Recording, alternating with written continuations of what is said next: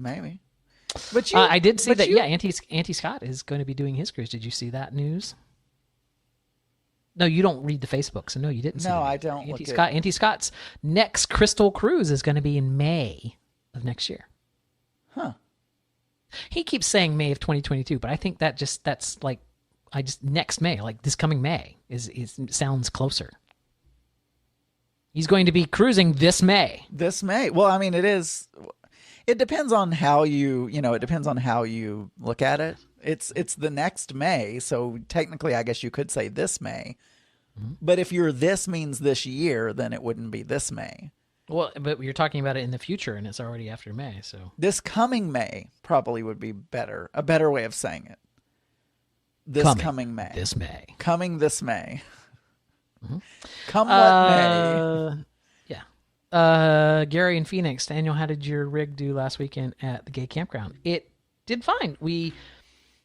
I talked a little bit about this on That Darn Elvis, but basically I'm worried that the tires are going to explode at any moment and the refrigerator is not working, but those are two things that I will be fixing this week. But other than that, it did great. What the fuck? Sorry.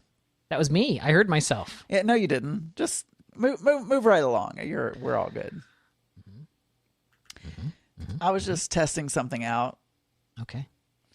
YouTube, George in Atlanta. YouTube is weird. I will tell you this about YouTube. It's kind of weird because when you stream live to YouTube, yes, even though theoretically with your stream key and the URL, you should be able to just start streaming anytime you want.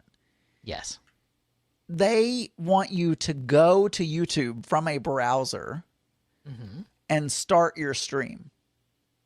Now, sometimes you can get around that and just start streaming because I have this hardware over here that also I can stream to YouTube. Yes. And I'll click stream and it'll say, yep, I'm streaming, and I'll go to the channel and nothing will be there. But it thinks it's streaming. But then I have to go click on the YouTube start my live stream thing.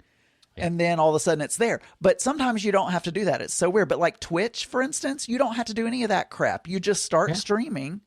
And you're there. But keep in mind that YouTube was not built as a live streaming platform to begin with, so that was kind of bolted onto it after the fact. So yeah. I don't know about Facebook Live. I haven't tried that yet. So I have not either. We should ask Gayish. They do that. I hope you can just get a key and a URL and you're there, and Bob's your uncle. Because that bada bing, bada boom, Bob's your uncle. That's why I was saying. I think OBS does all of these things, right? Well, yeah, but OBS, just like any other application, it just needs an RMTP URL and a key and a token. Yeah. That's it.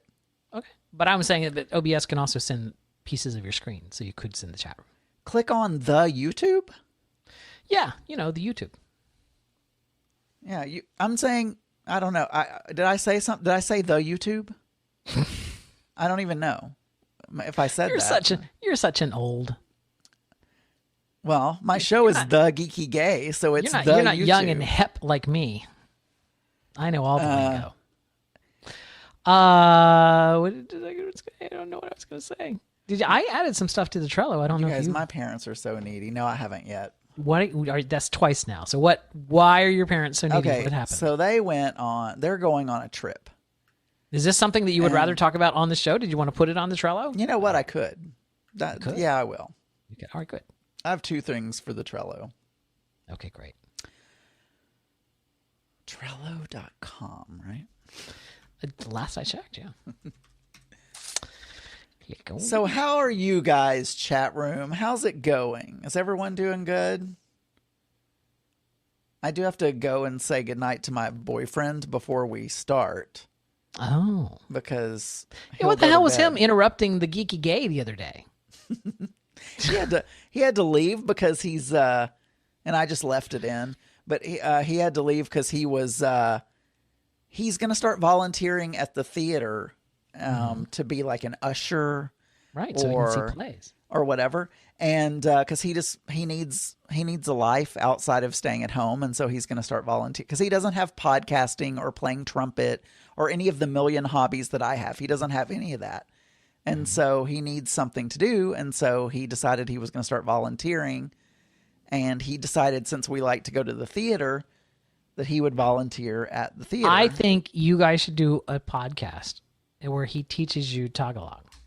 He doesn't like to. He doesn't want to do a podcast or be on a podcast because he doesn't like his voice.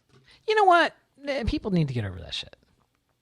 It takes a while, and if you're even when I first started, I hated my voice. Now I've edited myself so many times that it sounds normal. But when you first start, your voice on a recording does not sound the same as it does in your head. And so that's why you wear headphones. Yeah, but I'm saying even on the headphones, it sounds. Yeah, but anyway, regardless, if your voice sounds different on the recording than it does on your headphones, then no, it doesn't. Then you don't have your headphones turned up loud enough. That's my motto. No. As long as your headphones are good and fucking loud, then you know exactly how you're going to sound. It doesn't sound different, but yes. But he doesn't like the sound of his voice on a recording, and he doesn't want to do it. So. Some people don't want a podcast. It's just the way it is. You don't want to. You don't want to be that person who drags your partner into doing a podcast when they really don't want to do one, and you guilt them into it, and then they never want to be there, and they're grumpy and bitchy every time on air, and they have to drink. Oh, then they become an alcoholic. Are you talking about someone in specific? Sorry. Like, are you talking about what? Who are you talking about? That was me. I was talking about me. Oh, Adam and Maddie. Oh, Maddie. Oh my God. Right. I'm sitting there going like, is he talking about Archer's boyfriend / husband now? Is just like, cause he hated doing that. It's like, are you talking about like Gooch? Are you calling Gooch an alcoholic? No, now I'm confused. You know what? I had blocked Maddie out of my mind. So I dragged Maddie into podcasting. He really had no interest. He was grumpy all the time. And then he had to drink every single episode. And that's probably what made him an alcoholic. Mm-hmm. Was him drinking every time we podcasted. I think he was an alcoholic long before that. I don't know.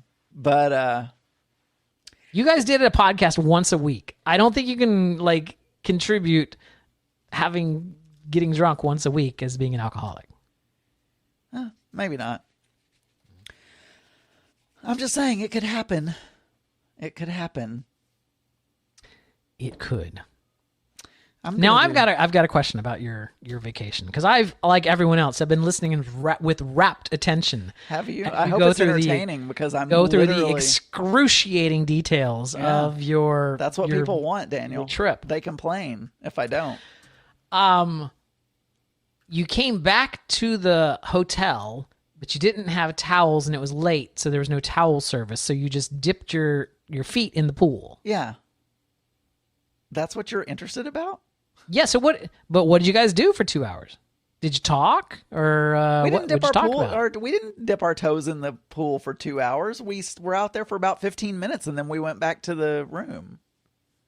I didn't say 2 hours. I don't recall saying that we were out there for 2 hours. It made it sound like, that you sat out there for a while, and I was like, well, okay, well, doing what? What were you talking about? Well, first of all, I wouldn't remember. I don't have a photogenic memory or whatever. So there's no way that I would remember what we talked about if we did. But second of all, we were only out there about 15 minutes. 15 minutes. So, and we talk all the time. When we walk, we talk all kinds of things. But I don't remember what we talk about. Oh, we're friends. Okay. We're not just boyfriends, Daniel. We're best boyfriends. We enjoy talking to each other. Although he thinks I just barely listen to him. He says I tune him out. I know the feeling. And I'm like, no, I don't tune you out. I'm like, okay. Let me say something here. And I don't know if anyone else is like this, but when I read something, I do not hear what the other person is saying. If someone is talking to me and I'm reading, yes, no, they're like, I do not. And so a lot of times he and I are sitting around on the couch or whatever, as you do. And I'm looking at Twitter. He's looking at Instagram. We've probably got the TV playing as well. And he'll say something. If I'm reading Twitter, there is no way that I know what he just said. But then he'll say, oh, you ignore me all the time or whatever. Or you always blow off what I'm saying. I'm like, no, I've told you if I'm reading, then I will not I will not Right. hear it. That's more important. If Like, I'm it will reading, that's more important than what you're saying. Well, no, it's not more important. But if I was reading first and then you started talking, and I'm reading, and then Right. you say, like, I'm not gonna know what you said. Like, I just won't. Right. It's not gonna happen. Because it's not as important as what you were reading. No, that's not what I'm saying. That's not what I'm saying at all. I'm not saying that. I'm saying my brain can't do two things. I do love that Mark. I'm switching topics now. But speaking about your vacation, so at least tangentially, along the same lines here. Mark had posted on Facebook that picture of him sitting on a rock on the beach, like sitting on a big boulder. Like, oh yeah, that was the first beach we went to. Barefoot up on the rock, and I believe Tim in Alaska had commented on this, like going, "That looks like that would have been hurt your feet getting up there." And then Mark posted a behind the scenes photo of him climbing up there to get it. He had flip flops on, I think. No, in his did he not? on the way up there, he was barefoot, and so I'm just like, was that the whole point of him getting up there? Was just to take a picture? Like, why were there behind the scenes photos of him getting up on a rock? Why did you take that picture? Did he ask you to take the picture of him climbing on the rocks as well? You know what? I don't even remember what happened. Because you were probably reading something. I don't. Sometimes when he tells me to take a photo of him, I will just take. Yes, the whole reason he climbed up on the rock was specifically to get a photo. No, I get that because I'm older than most of you, but I get that. Like when I get to a restaurant and they bring out the nicely presented food on my plate, the very first thing I do is take a picture of it. Yeah, we do that. It's nicely presented. So I get posing for a picture or standing next to something for a picture. I get that. I don't have a problem with Mittens going and getting up on the rock and now take a cute picture of me sitting up on the rock. That's really cute. I thought anyone would do that. Okay. My question was, why was there a behind the scenes photo? Was that just you taking extra pictures as he was climbing out there? Yes. Or was that something that was already in the works of like, and I want to have a behind the scenes photo showing me getting to the spot? Because that's all the rave now on the TikToks. Because people will do these funny TikToks and then they'll do another TikTok of how they did it, like some kind of special camera effect. And then they'll do another TikTok showing how they did the effect. So I'm just curious if it was, I wonder how he got up on those rocks without, climbing up there. And then he thought ahead of time to have the picture. As we've just discussed, I don't really remember things. Is he a social media genius? Like, is he like a savant where he's No, he didn't. Well, I don't know. Maybe he is. Plan upon plans about, like, you've got a spreadsheet, but he's like got like a quantum spreadsheet of things that are going to happen during the trip. The spreadsheets are him, but right. So were there sunrise, sunset times on there, like the best golden hour times? Although he has done that before. But no, not on this one. Do you want to see the spreadsheet? I can show you the spreadsheet. I don't need to see the spreadsheet, Adam. I see a lot of spreadsheets during my normal work hours. I don't need to see. Well, you're asking questions. But if I just show it to you, can see I'm asking exactly questions because I care and I'm curious. I just thought it was weird that there was a behind the scenes photo. That's all. That's all I was asking. Is why that existed. Why did that photo exist? When he hands me his phone and says, "Hey, would you take a picture of me?" Or sometimes even when I have my phone out and I'm taking pictures, for whatever reason, I like to just take random photos of him. Okay. Sometimes I'll take a photo of him taking a photo of himself, like when he's taking a selfie or whatever. And so, I don't know. I was just like, "Oh, I've got his camera. Maybe he's gonna that is stub an acceptable his toe answer. Or something. I'm gonna take a. He didn't ask me to take a photo. I'm just like, I'm just gonna take some photos. All right. I don't know why it took so long to get that out of you. See, I'm being accused here of berating you. Well, actually, you were pretty much talking that whole time, so I didn't really have a time to get in the answer. You were probably reading. Could have been. Hear what I said. I was putting stuff in the Trello. Oh, there's stuff in the Trello. Well, that's good. Yeah, I mean, I don't know where you want to put them, but I'll just stuff. Why does that? Why do I? It's easier if I just let you, because I don't care. Like, I don't care where they go, and you may have some order you want to go in, and just so. And it's the way it is. You could do that. Uh, There, I'm done. seems I've organized our show. it seems like. Oh no, I don't want that one there though. Oh, Oh no, that's fine. That's fine. Yeah, that's fine.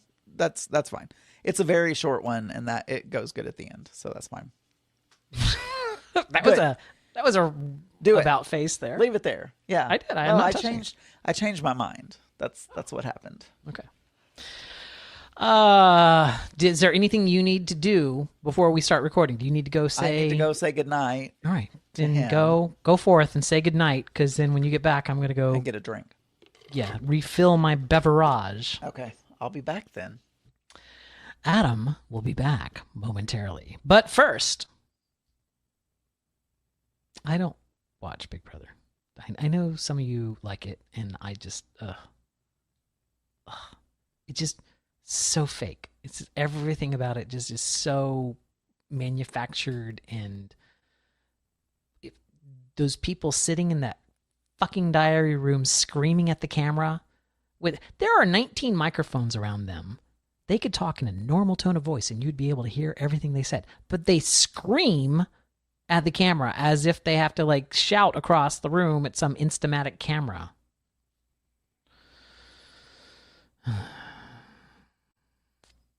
Oh, TB only watches the nude clips. Yeah, but you don't have to. You can just see those on the internet. You don't actually need to watch the show. But first, is everybody excited about the Pride48 streaming weekend coming up? I am.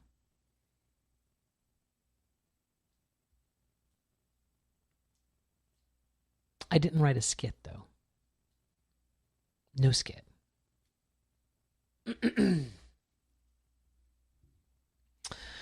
Ba ba ba da ba ba. Yes, but I don't have any topics to talk about. Archer, you have an entire week to come up with topics to talk about. And you can, I want to have your sound. What is your sound? Every time it's like, you could talk about the fact that it was Monday. Bing, bong. And now we can talk about the fact that it was Tuesday. Bong. And now we can talk about the fact that it's Wednesday. That's a deep cut Archer radio joke right there.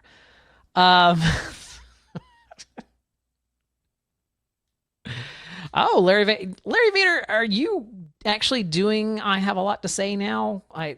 When I bought my new phone and I was copying over my podcast feeds, I did not copy that one because you had not published one in so long. So, but I hear you occasionally referencing talking about things on your other show. Is that the I Have a Lot to Say? I will have to go and resubscribe to that feed. You can compare Napa Valley Pinot Noir versus French Burgundy region Pinot Noir. Ooh. You just blocked my IP. Well, I mean, I've been evaluating different cell phone plans, so I don't think you could block all of those IP addresses, but I'll give it a try. You know, now that we have a camper, I have to evaluate all the different cell plans so that I can work from the rig, get my data. Ba ba ba da ba ba. Archer will be talking about wine. Well, I mean, these are the hallmarks of what you talk about: is wine, politics, and what else? Music, bad music. Remember when Archer used to play music to cover up all the background noise in his house? Is this too loud?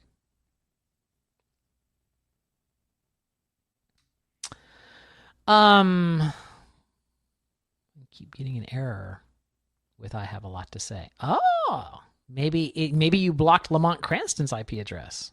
That's probably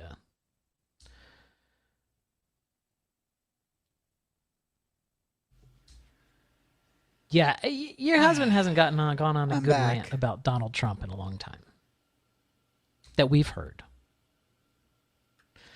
Archer's husband gets super drunk.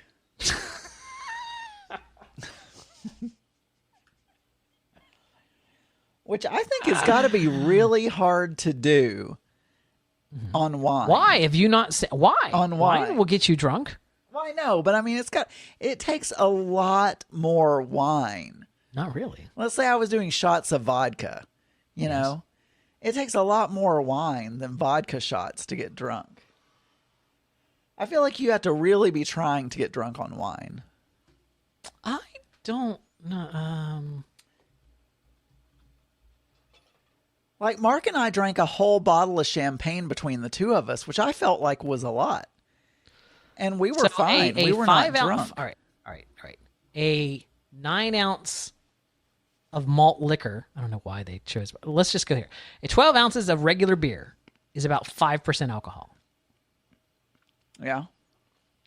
A 5 fluid ounce glass of wine is about 12% alcohol. So it's already more than 3 times more than the beer, right? Because 12 ounces of beer is 5%, 5 ounces of wine is 12%. And then a 1.5 fluid ounce of vodka would be about 40% alcohol. 80 proof is 40. You take the proof and you divide it in half. So 100 proof is 50% alcohol. 80 proof, you get what I'm saying. But yes, Archer is correct. There are some beers that if you go to a place where they serve a whole bunch of draft beers and everything, with IPAs and everything, that have a very high, much higher alcohol level, and some wines have a much higher alcohol level. But the point is, wine is lower proof than vodka or rum or any of those others. Yes. And I'm saying you have to drink more of it to get shit-faced drunk than you would had you been doing shots. So I feel, maybe I only feel that way because I don't like drinking alcohol. Mm-hmm. So it's a bit of work for me. Like, I don't really enjoy sipping alcoholic beverages. Right. So I don't know this. This is just a guess, since I'm accused oftentimes of making things up. I'm just guessing here. This is not something that I know. But drinking a shot of alcohol isn't what makes you drunk, right? What makes you drunk is that alcohol being absorbed into your bloodstream and then affecting your brain. And there is a limit to how fast your body can absorb alcohol. And I feel like when you say that you have to drink more wine to get as drunk, I feel like unless you're just sitting there just taking shot after shot. Yeah, that's the way I do it. I take 3 or 4 glasses of wine. 4 shots all at once. I feel like 3 or 4 glasses of wine are going to absorb into your bloodstream about the same amount of time as 3 or 4 rum and cokes. Like, most people don't just sit down at a bar and drink a shot of alcohol. They have some kind of a drink. That's what I do. I do like 4 shots, and then I drink Diet Mountain Dew. And then in about... I just feel that, because I know that when I drink hard liquor, I'll be drunk, and then an hour later, I'll be way drunker because it's still absorbing into my system. Whereas if I drink beer and I'm drunk and I stop drinking, I can pretty much, stay drunk and then start to come down a little bit. Bring out the vodka and the wine and do an experiment live for science. Hey, Larry Vader, I heard this thing that the guys that I've been watching their YouTube channel called Full-Time Gays, the guys that are the RVers that are doing the gay campground. I would hate to be a part-time gay. That would be a shame. They're full-time RVers. Anyway, they're called full-time. Anyway, someone said that you know them, like they were at a vodka fest, that you know them.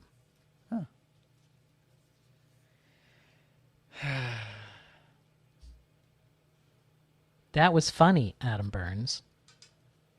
Oh, thank you, Auntie Scott. I'm not sure what he was Your saying. check's in the mail. I said something about I wouldn't want to be a part-time gay. I mean, I'm also a full-time gay. Yeah, David and Eddie, that sounds correct. I'm waiting breathlessly for their review of Serenity Falls that they just got finished staying at, because I want to know what the internet situation is up there. Also, there's another gay couple with bated breath. Well, I don't like fish, so that was a bait joke. I get it. What was I gonna say? Oh, the other RV channel that I watched, Tyler and Todd, haven't put out videos for 2 weeks, and so I was stalking them to find out why they haven't put out a show in 2 weeks. And I guess one of their dogs got bitten by a tick that had Lyme disease or whatever, and so they've been in the hospital with the dog, and so I don't know if he's gonna make it or not. So I don't like so there.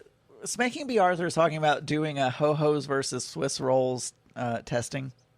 I don't like the waxy chocolate coating that they put on all those different snack cakes that you can buy. I don't like the texture. It really feels like they added wax to some chocolate.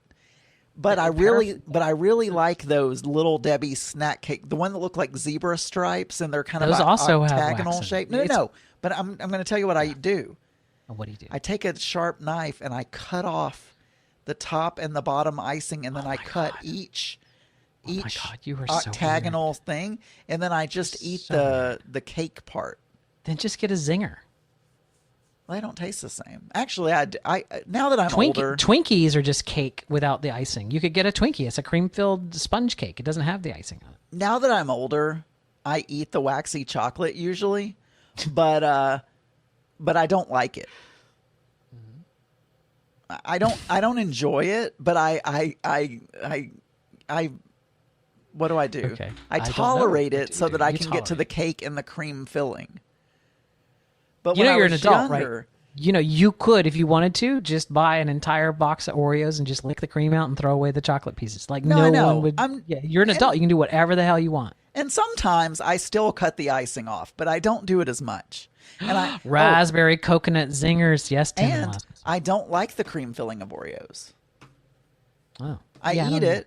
There's nothing I like about an Oreo. There's not a single piece of an Oreo that I like. I will eat an Oreo, mostly only dipped in milk, till it gets really, really soft.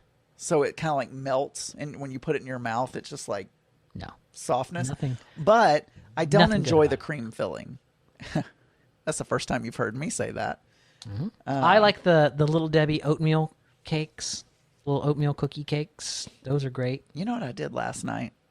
What? I haven't gone back on my diet yet. I'm going to go back on it Monday.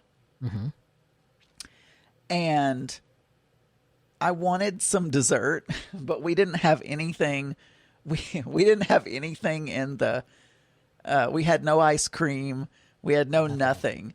But I had some heavy cream, and I had a container of chocolate icing. Oh dear God. So what I did is I whipped the heavy cream and made whipped cream, and then I just slightly melted the icing, and then I folded the icing into the whipped cream, and I made chocolate mousse. So I had dessert. Adam, Yeah. I don't actually think that's how you make chocolate mousse, but Well, it's similar. It's similar. I mean, you will make a ganache, and you'll take whipped cream, and then you'll fold that together. Yeah, but I always feel like chocolate mousse is bitter. It's always just like not sweet and bitter. Yes, that's him. That's one of the full-time gays, Larry Vader. And then TB says that he may or may not have recently purchased a box of double-decked oatmeal cream pies and ate them all in one day. I feel you on that. Yes. I have not eaten an entire box in one day, only because my boyfriend also likes them, and so I can't get the whole box because he will be eating. So both Tim in Alaska and Spanking B. Arthur both have really good ideas. Tim in Alaska says, have you made whipped cream with an immersion blender? No, Tim, I have not. Now, and I had to pull, my KitchenAid mixer is in a high shelf, and those things are very heavy. I had to pull that thing down. It's like 50 pounds. I mean, those are heavy. Pull it down from that high shelf, put it on the counter, and then when you're done, you got all this stuff to clean up. I'm going to try an immersion blender next time. Then Spanking B. Arthur Matt says you could put a little chocolate pudding mix in your whipped cream. But you didn't have that. I do actually have pudding mix. I do. Well, have why pudding didn't you mix. just make chocolate pudding? That would have been so much better. I don't have instant. I have the cook and serve, and you have to put and it. you had no. cream. You could have substituted the cream for the milk. You just would have made a fattier pudding. It would have been great. Yeah, but the cook and serve you have to put in the refrigerator and let it set, and Yeah. and it was 15 minutes before bedtime. Oh. So I needed to do something quick. So, You know what I would have done? I did have a couple of graham crackers with it. I would have just what? I would just ordered something off of Grubhub or. It was too late for Dine that. Attack, It would whatever. take 45 No, minutes for them to deliver, Oh, it doesn't take them that long here. at least. Like, there's a Wawa right around the corner. I just would have gone to Wawa. If I walk into Wawa in my pajama pants and like an old T-shirt with my hair messed up, I would look right at home there. It's like that. I would be like everyone else in the Wawa at 2 a.m. When you say Wawa, are you meaning Walmart? No, there Is there a store called Wawa? is. There's Okay. a gas chain. I don't know how far they We don't have those. extend. Let's see. But, Wawa Foods. so Gonna post the I also highly complicated URL in the chat room, which is wawa.com. But you can see there, if you go there, they have food, but they're basically gas stations with large convenience stores on them. But they have those machines, the Coke machines, the freestyle Coke machines, and then they also have like a little, I won't call it a deli there because they make all kind of sandwiches and salads and foods and paninis and stuff like that. But you can order the food there on the little touch screens, and then they'll bring it to you. So they do have good sandwiches. We have a gas station called Come and Go, Yeah. and they have they make pizza and sandwiches and stuff, and they have They some make desserts. pizza with white sauce. I don't know. It's the Come and Go, Adam. Oh, yeah. I think they trying sell. so hard. I think they sell T-shirts that say "Come and Go," and most of the people that buy them are gay guys, generally speaking. But no, it's not spelled C-U-M. It's spelled K-U-M. But yeah, no. I also the other reason that I did that is because I rarely use heavy cream. Yeah, go to get a drink. You're fine. I'll let you go ahead and explain your. Yeah, it's fine. That was about it. I rarely use heavy cream, and I'm trying to get back on my diet. And I had this heavy cream because I made key lime pie for throwing down. I had to buy heavy cream for it. So I thought I need to use this heavy cream for something so that when I go back on my diet, I don't have it in the refrigerator. And so that's why I also made mousse. Because I thought, well, I need to use this. It was just a small container of heavy cream, not the big one. And that's it. That is my story. I made a key lime pie, by the way. And I do not like key lime pie. I don't like lime pie. Don't like it. But I'll show you. I put it in the Throwing Down chat room, and I put it on Instagram as well, so you've probably all seen it. But just in case anyone missed it, I was very proud of it, actually. This is the pie that I made. And I've never made an Italian meringue before. I always make French meringue. So the difference is, it's lime. It's lime zest. So I've never made an Italian meringue before. I usually make French, where you put granulated sugar with egg whites, whip it up, and then you put it on top of the pie, and then you put it in the oven, and you cook. You finish cooking it, and it's okay. But that kind of meringue tends to get weepy. I only eat pies that you put in the refrigerator, and so like a chocolate pie, you put it in the refrigerator.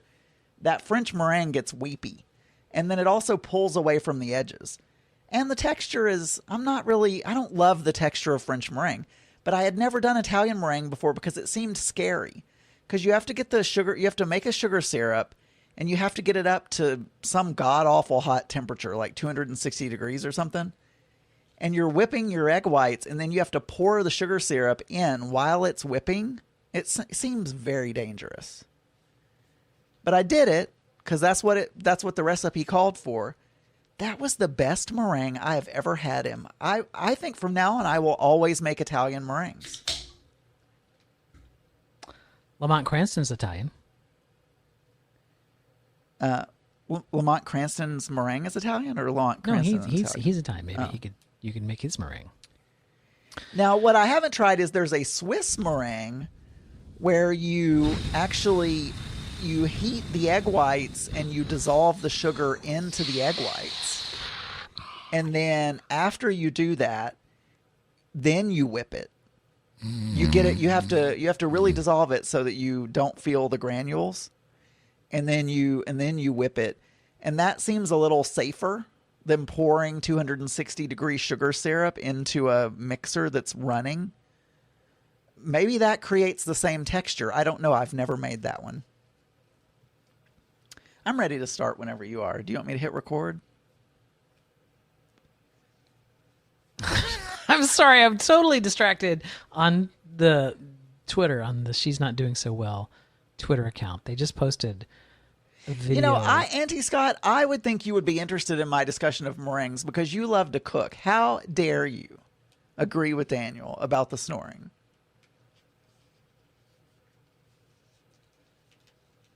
Some people like my discussion of meringues. We're ready? That's all I'm saying. Yeah, I'm ready. I'm ready. I'm going to hit record now. Okay. I have 19 hours left, so I think I'm good. Yeah, you're probably good. I am almost ready.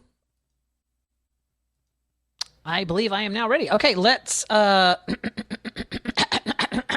me.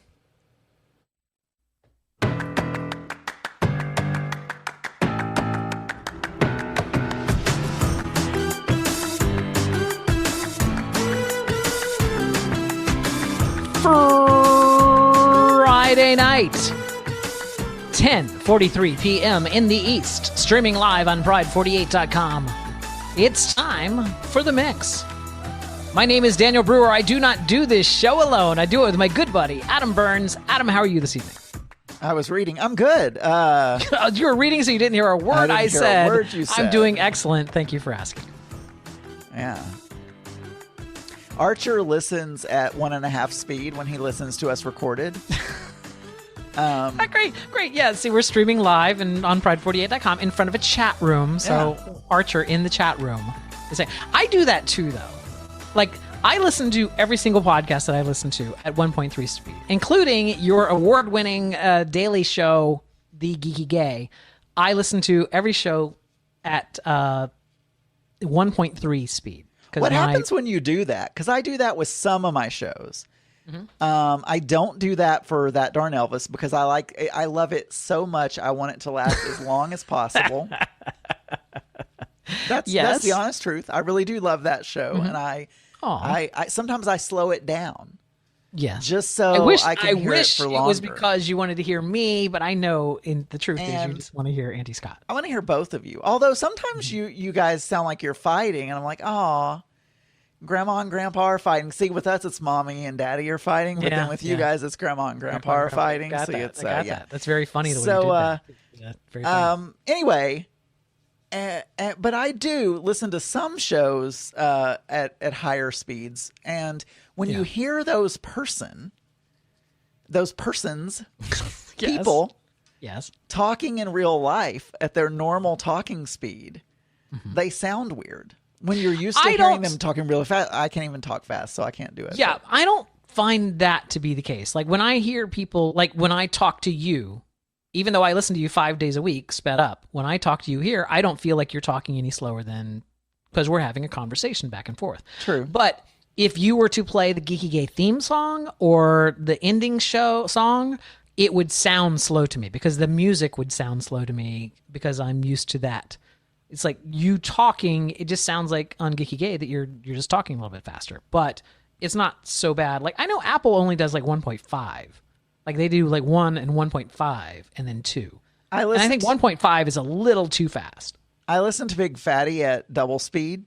Yes. And he is a slow talker on his double speed. Sounds like a normal person talking.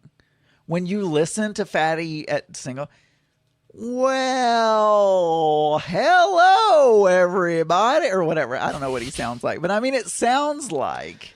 That was your Big Fatty impersonation? No. But yeah, Yes. It's just very slow. He talks very. It's like, I've got 20 minutes to fill. I need to be as slow as humanly possible. It is a not commonly known fact that when you talk to Fatty in real life, he never coughs or says or searches around for what to say. He's a perfect. He only does that to extend his show out to 20 minutes. That's true. Yeah, he's a magician. Anyway, double speed. There you go. Interesting Double topic speed. for us to quarter. It's a great topic for us to start our little shoe on. Speaking of podcasts and double speeds and things like that, you, Adam Burns, me. You did this thing, and I meant to yell at my co-host on That Darn Elvis about this. I think you two yell at each other enough. I don't think you need to yell anymore. Because he made comments that he hated your starting music, and I'm like, oh, and this is not going to end well because Adam is a people pleaser, so now Adam's going to be like, well, tell me what you want to play. And then Auntie Scott is a smartass, so he sent you the Stars and Stripes Forever or whatever the fuck that was, and you played it, and it's like, Burns. Just relax. Don't worry about it. Just do your show the way you're supposed to do your show. I do. I only played it once, and then I went back to my normal, my normal thing. Mm-hmm. There have been more than one person who've complained, but it's fuck them all. Fuck them all. But I love Auntie Scott, and I humored him for one episode. Although I was told that was supposed to be the closing theme and not the opening theme.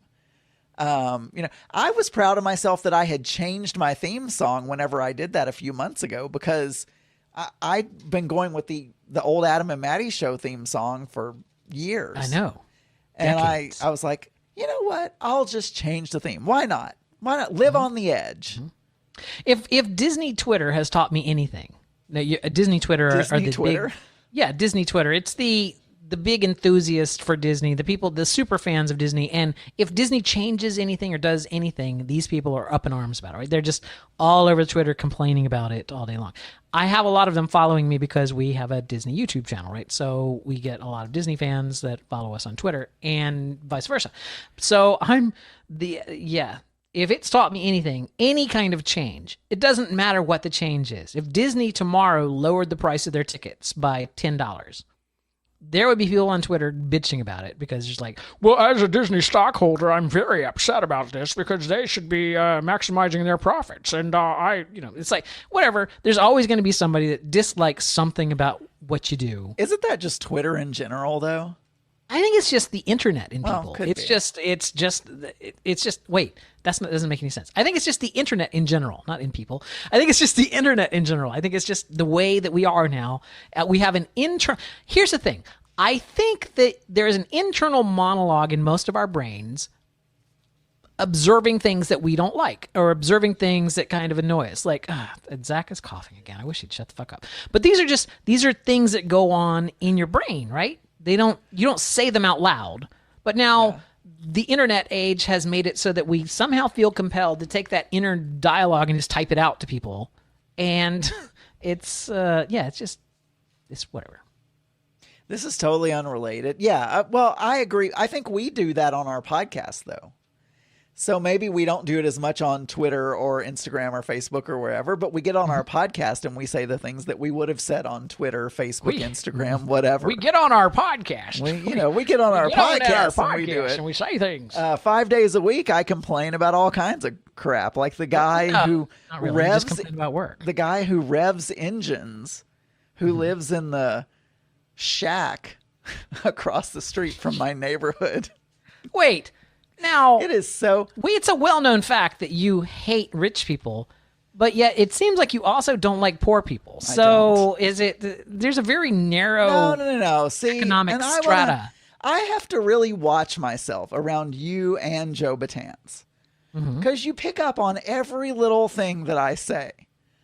So if I say, like on Throwing Down this most recent week, yes, I said someone had a Jewish accent. You said, and I quote, they sounded like Jews. I And did it was not like- say it they was sounded like- like Jews. That is what I heard in my brain. That's what I Jews. heard because I believe you said they sounded like they were Jewish, and were- it was one of those things. You know what? That I was I like, thought everybody wants to accuse me of being racist all the time. These are white people. These are the same race as me. There is no way that I can put my foot in my mouth. Oh, first thing. Oh, you called them Jew. Oh my God. They had a Jewish accent. You know, there is an accent. Anyway, regardless, I'm about to say yes, I'm okay with poor people. I don't enjoy white trash poor people. And I'm sure that will be glommed on by someone, but I do not enjoy why. And the people who live across the street from my subdivision, yes, their house, this doesn't make them white trash, but their house is so small, Daniel. It is the smallest house I've ever seen in my life. It is like a tiny house that was built in place. It is so tiny that when they have company over, they have a table that they must have bought at Walmart outside, and they can't go inside and have their dinners inside. They have to go outside, and it's their front, not their back. They come out the front door. They have tiki torches in front of their front door that they light. yeah. And the guy works on trucks all the time. And he loves to rev the engines of those trucks. Also, they have a cow pasture right behind their house. I don't know if they also own those cows. I'm not really sure. But they seem to me to be, you know, they seem to be unsavory characters to me. Okay. You know, they're out there smoking their Marlboro Reds and I don't know. And Marlboro Reds. He revs engines at all times of the night and it bothers me. We had someone that was renting the house next to us when we first bought it that revved their truck engine at really odd hours for no reason. I was like, what are you doing? What are you revving? 1 a.m. What are you doing? Or What is so important that you need to go out there and rev your engine at 2 a.m.? Adam, let's move quickly away from this topic because it's just evolving at this point in time. Oh God, I'm almost scared to ask. Now I don't have to say anything on Twitter for weeks. Yeah, you know, for weeks. So I'm good. But you hired a handyman? This is the dilemma that I have. God. My stepfather owns a handyman business. He's trying to sell the business, by the way. Always have dilemmas. Just always. Have he is trying to sell the business, by the way, and so if anyone's interested in a handyman franchise in Arkansas, how does that let work? me know. Like, I would think that a handyman would be like the ultimate entrepreneur of just like, I'm selling myself as a service. Like, how do you franchise that? No, it's an actual business that he paid to franchise. It used to be called Handyman Matters. They were bought by Ace Hardware. And so now if you go to Ace Hardware and you say, I need you to install my carpet that I bought at Ace Hardware or whatever, they have these franchises all over the place. And Well, you know, Ace is the place with the helpful hardware, man. it is. And he doesn't even do the work himself. He does estimates and stuff like that. And he has carpenter people that he hired and they go out and do it. He doesn't do the handyman work. And so anytime I need anything done, I feel obliged to have them do the work. Right. And it never ends up being as good as I would like it to be. And luckily, actually, they did my attic and they did a good job on the attic. So, it's plywood. I mean, your father-in-law is not doing the work, you said. No, he's contracting out the work. Well, not contracting. They're his employees. Ah. So, but you know me, I don't like to displease anyone, but especially my parents. Mm-hmm. So I'm not going to, and he gives me a little bit of, it's not a lot of a discount. Let me tell you, they are not cheap. Well, there was that one time you abandoned him on Father's Day. But he gives me a little discount, but not as much as I would expect. I would, for being his son. In-law. I would expect a little bit more of a discount. What is stepson? Stepson? Stepson, yeah. Yeah, stepson. He doesn't give me a very big discount, that's all I'm saying. And so, and it's a dilemma because today they came over to install a doggy door. The guy wasn't nice. He was very curt. He just wasn't.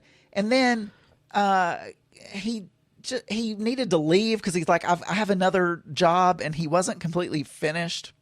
Oh.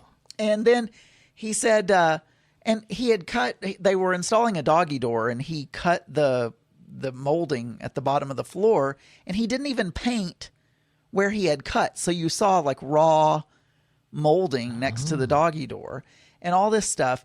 And just little things like that if it was a company that was not my stepfather's company, I would be like calling the manager, Right. And it always happens. And I have this dilemma in my head, 'cause I'm like, well, it's my stepdad's company. I don't really want to complain to him. Also, he's giving me a discount, not a very good one, but he is giving me a discount. I don't want to complain. And so I go back and forth. So I really would like to just not use them ever again. Then don't. Honestly. But then I would feel bad about not using them, because it's like if I tell him, oh yeah, I had another handyman in, it's like cheating on him or something, Why? I mean, not cheating. I mean, that's probably the wrong term to use, but I couldn't think of a better term. And so I'm just in this dilemma. I'm in this moral dilemma where I don't want to complain. I mean, he's selling the company, so he's not going to be a problem for much longer. And maybe they're doing a crappy job on my stuff because I'm getting a discount, and they're like, ugh, it's just the boss's son, and he's getting it. He's not paying anything, so we're just going to do whatever. Or, or something, or maybe because you've never complained, he doesn't even know. Well, the last time, remember, I'm sure I must have talked about it on the show, the last time where they were coming over when they first came over to the attic, and they couldn't because they there needed to be wiring redone. Mm-hmm. And Mark and I were away, and we came back, and they had left the garage door open for 2 days or something. We were gone. Yes. They didn't close and it's just like, and I did complain about that. I actually complained to my mom.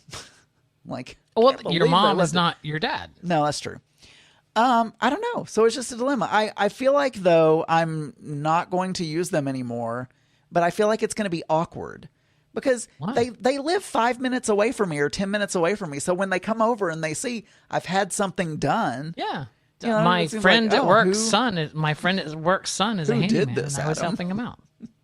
Well, yeah. Steve, all of your workers suck when they come over here and do stuff. So I decided to pay full price. I don't think he's going to care. I decided to pay full price to another contractor to have my work done.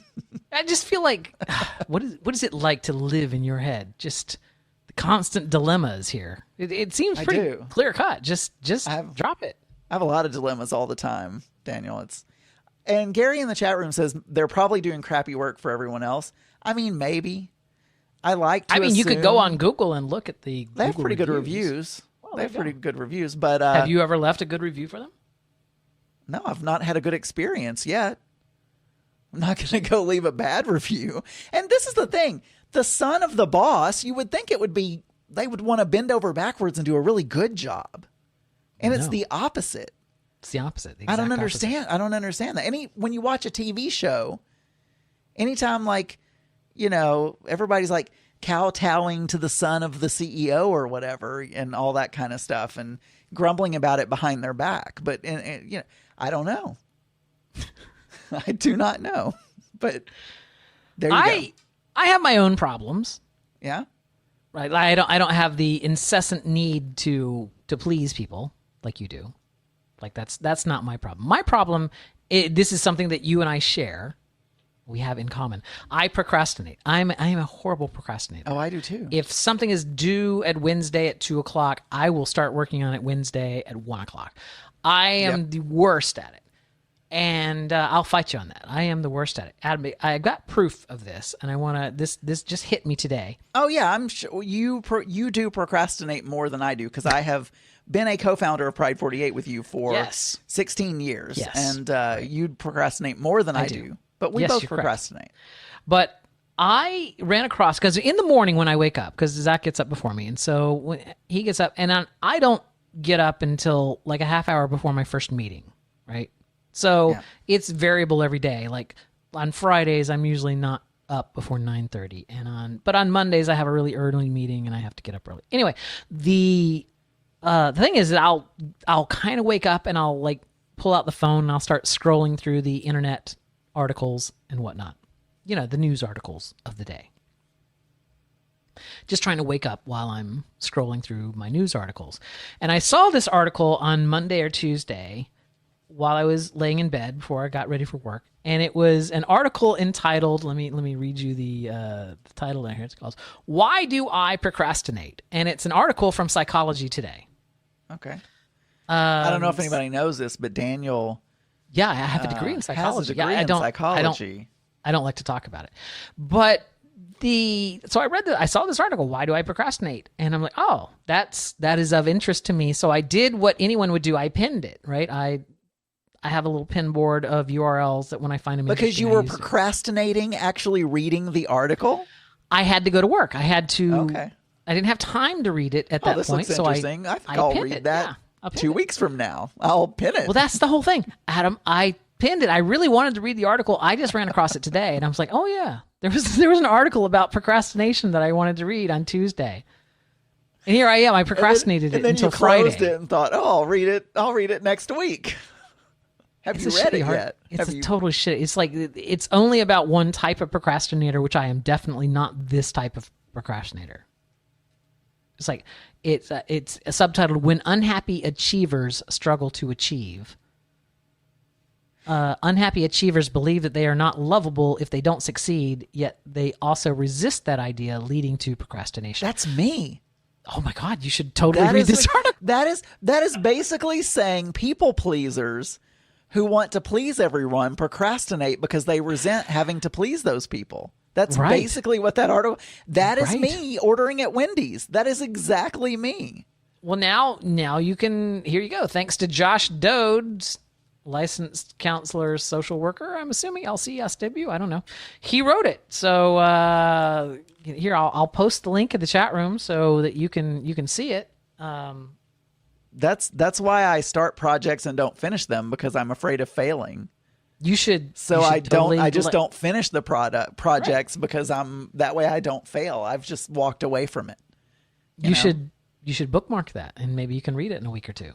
I was going to say, when you started this conversation, yes, people pleaser.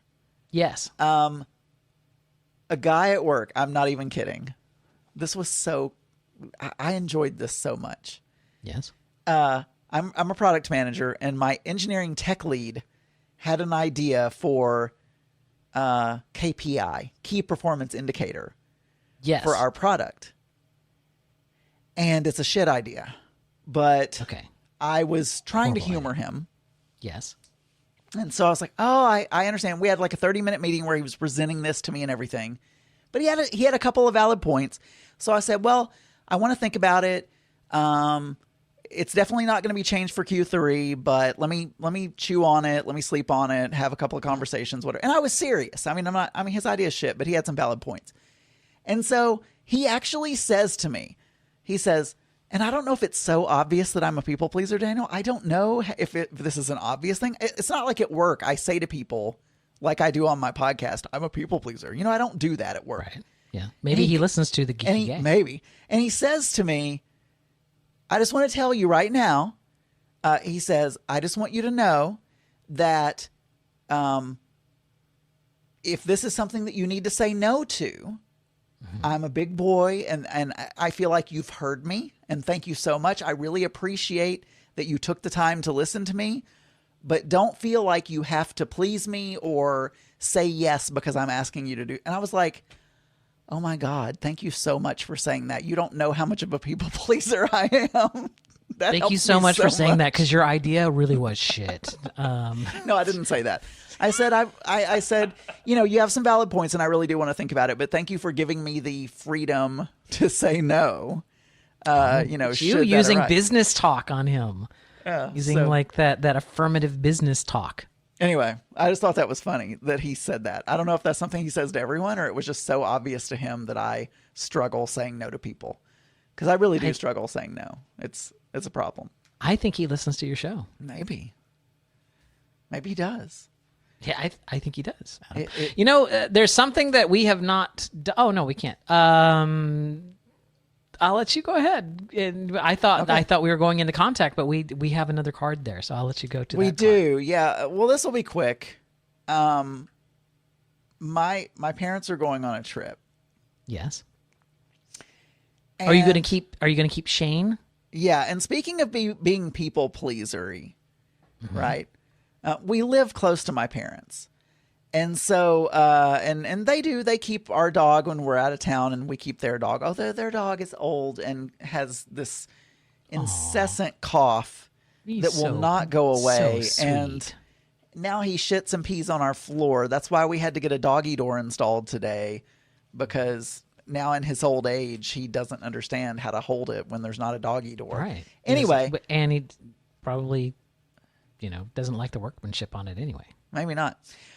So they were bringing him over today. And so first of all, my mom calls me last week and says, hey, by the way, while we're out, a few days before we get home, I want the cleaning lady to come, but I don't think your dad is going to want them to be here alone. So would you mind coming over and working from here for 4 or 5 hours while they clean the house? Yes. So that was the first, thing that they asked. Because you don't want to leave those cleaning people alone in your house. Yeah. And so I'm like, well, I can't do it Mondays or Tuesdays because I have a lot of meetings on those days, and that would be difficult to do from your house. But if it could be any other day, then sure, I'll come over, whatever. So then she calls me today.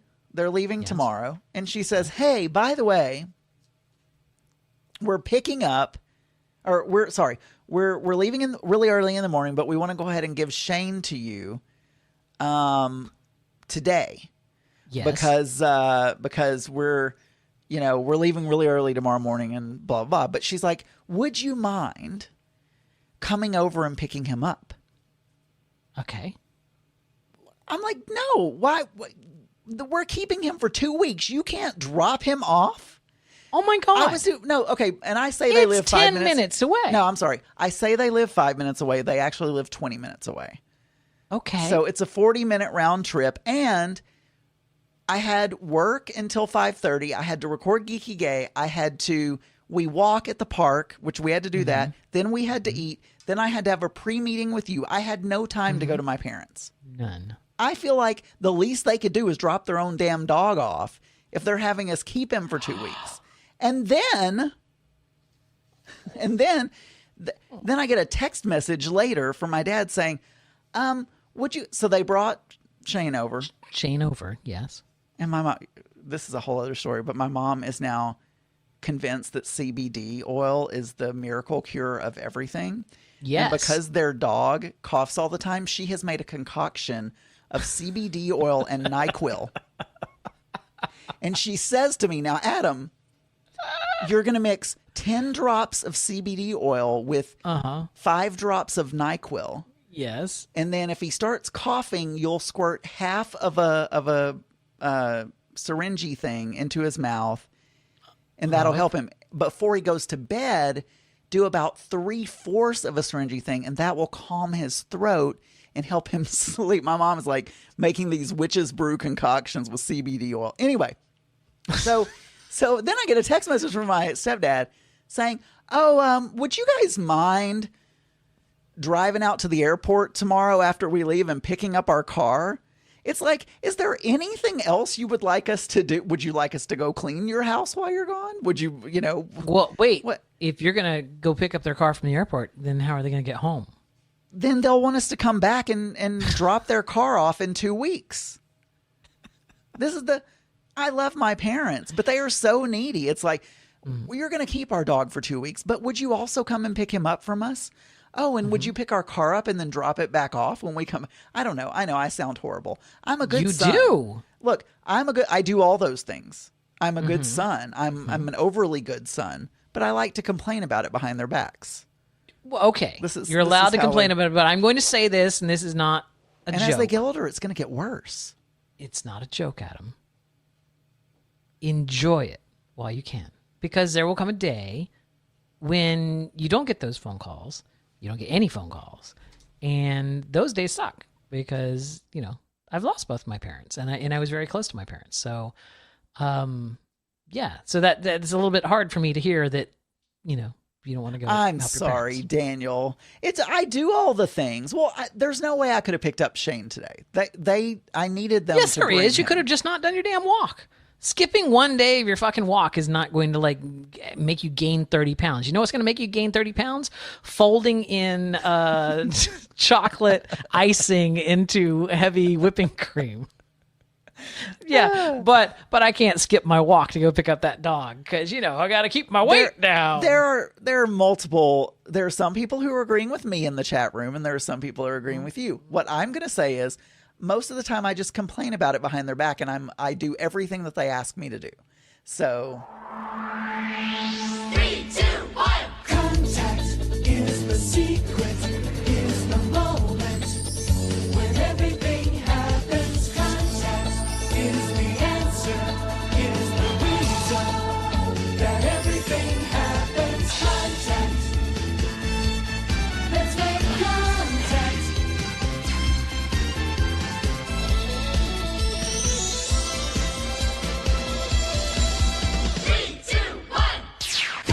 Excellent. It is the contact segment of the show. Adam, this is a segment where we play people's voicemails, read their emails, any kind of a way that they like reach out and talk to us during the week, provided that we remember.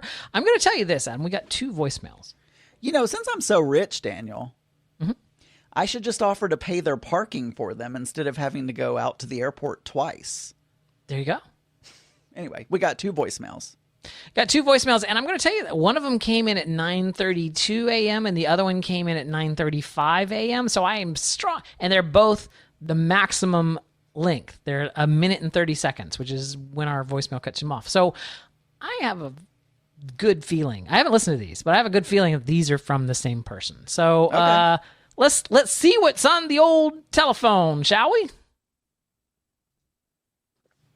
Daniel, Yes. challenge accepted. What? Except I do have to admit that I forgot to podcast or whatever, and I did get a blank page. And I do have a screenshot of it if you don't believe me. But anyway, I just remembered a couple of weeks ago, maybe yesterday, can't remember.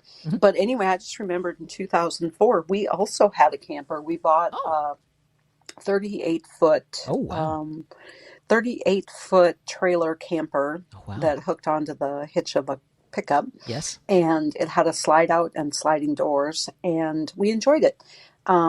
It was definitely fun to go camping in, and I think the biggest problem was that we were kind of we bought a brand new house in 2005, so we were house poor after that. So taking it anywhere, and at the time it was so funny because we had bought a diesel pickup because diesel was cheaper than petrol. Yes. And then after we bought that diesel pickup, then diesel prices exceeded the price of regular gasoline or whatever. So it was kind of annoying. But anyway, it was fun. Good. And I thoroughly enjoyed selling everything from the camper in a garage sale in 2008 or 9. So anyway, enjoy it. And I left a message.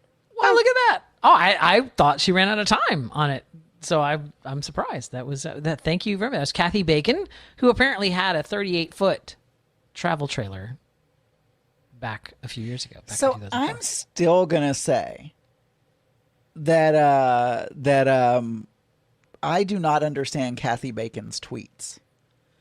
I just look. I love Kathy Bacon. I cannot understand her tweet. What- So what are you confused Here is a about? tweet. She Okay. says, "Having company this weekend. This is not a joke." And then she does a screenshot of a text message that says, "They won't be here tomorrow night until after 10. So I'm going to get my Fitbit and shower by 3 so I can prep food for the weekend. Don't eat the girls' cereal. You can have Pop-Tarts though." And then the response is, "I only watched season 1 after the second season. It's like, okay, it's the same thing. And okay, then don't let them touch my sippy cups." I have no idea why anyone would even think that was a joke. I don't even understand that. That is like Yes. it's like her daughter and her, because I think that's her and her daughters talking to each other. It's like they have a different language, Daniel. I Yes. don't even know what they're saying. I do not understand what they're saying. I know the words. Maybe she could explain it to you. Oh, maybe. Maybe, Twitter is a two-way medium. You could tweet back and say, I don't understand what you're saying. She needs to do a podcast just reading her own tweets and then explaining them, because I have no idea. Anyway, next voicemail, please. Oh, look at you, Mr. Bossy Pants over there. Just like, next voicemail. Suddenly you're Larry King over here. Boston, hello. Let's see what this is. I have another idea for your ice maker. Yes. You could get a little ice shaver, and you could sell seller gift away snow cones on your little camping trips. On my camping Daniel. trip, right? Yeah.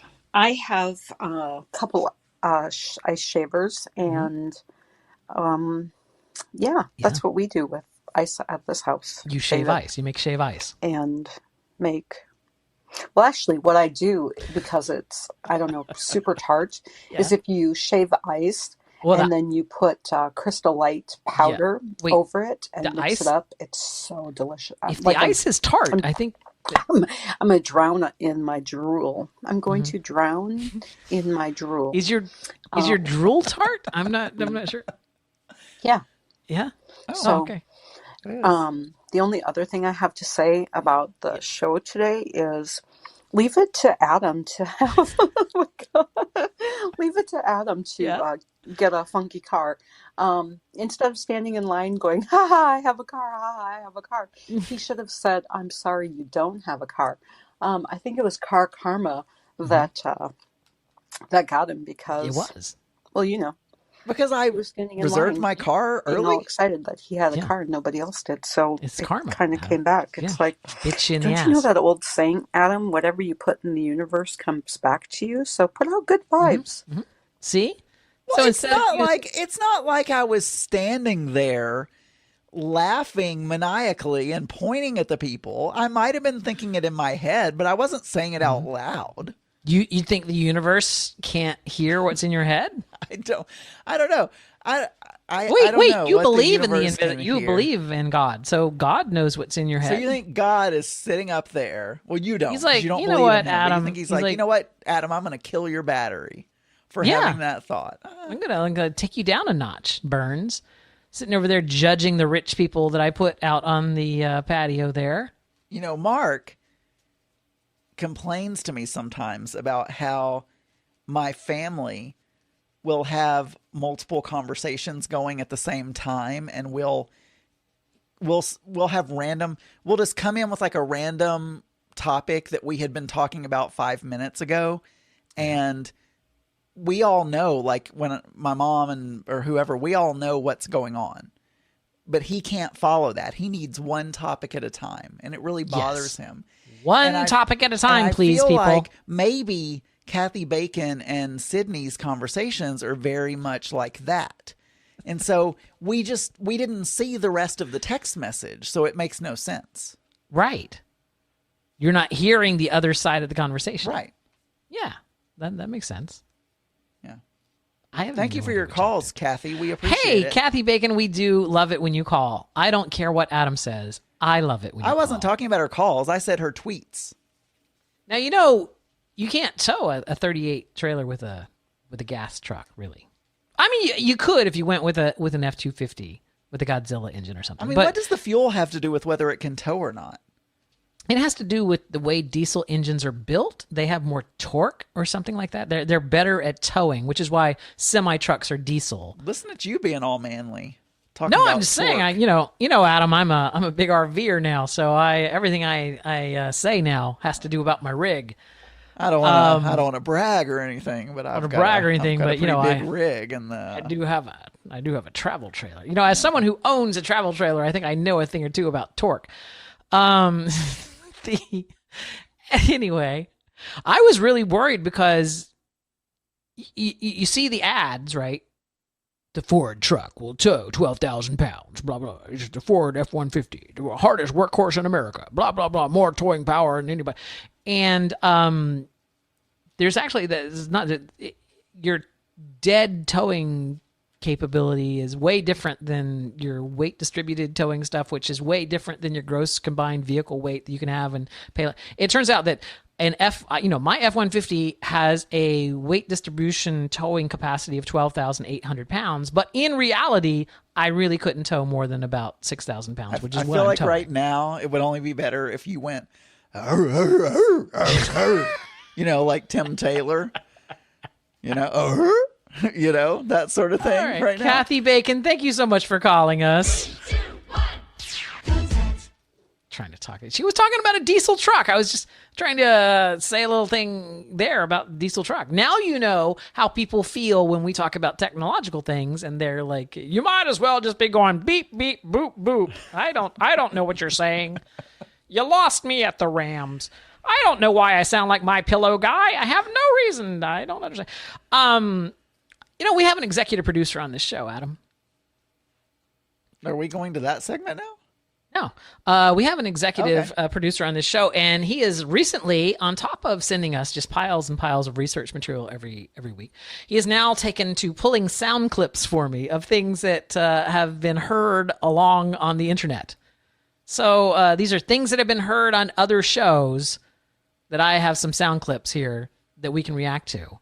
Okay. The first one comes from our good buddies over at Pod is My Co-Pilot. And apparently, Taffy heard another. She heard. She was on a show. She was on another Pride48 podcaster's show. We'll take it from there. Let's. So I was going to talk about the fact that I got to participate in another Pride48 members show of shows a few weeks ago. I got to do Betsy Bingo. Betsy Bingo over Zoom. Now, first of all, it does not surprise me whatsoever that Rodan was saying, ooh.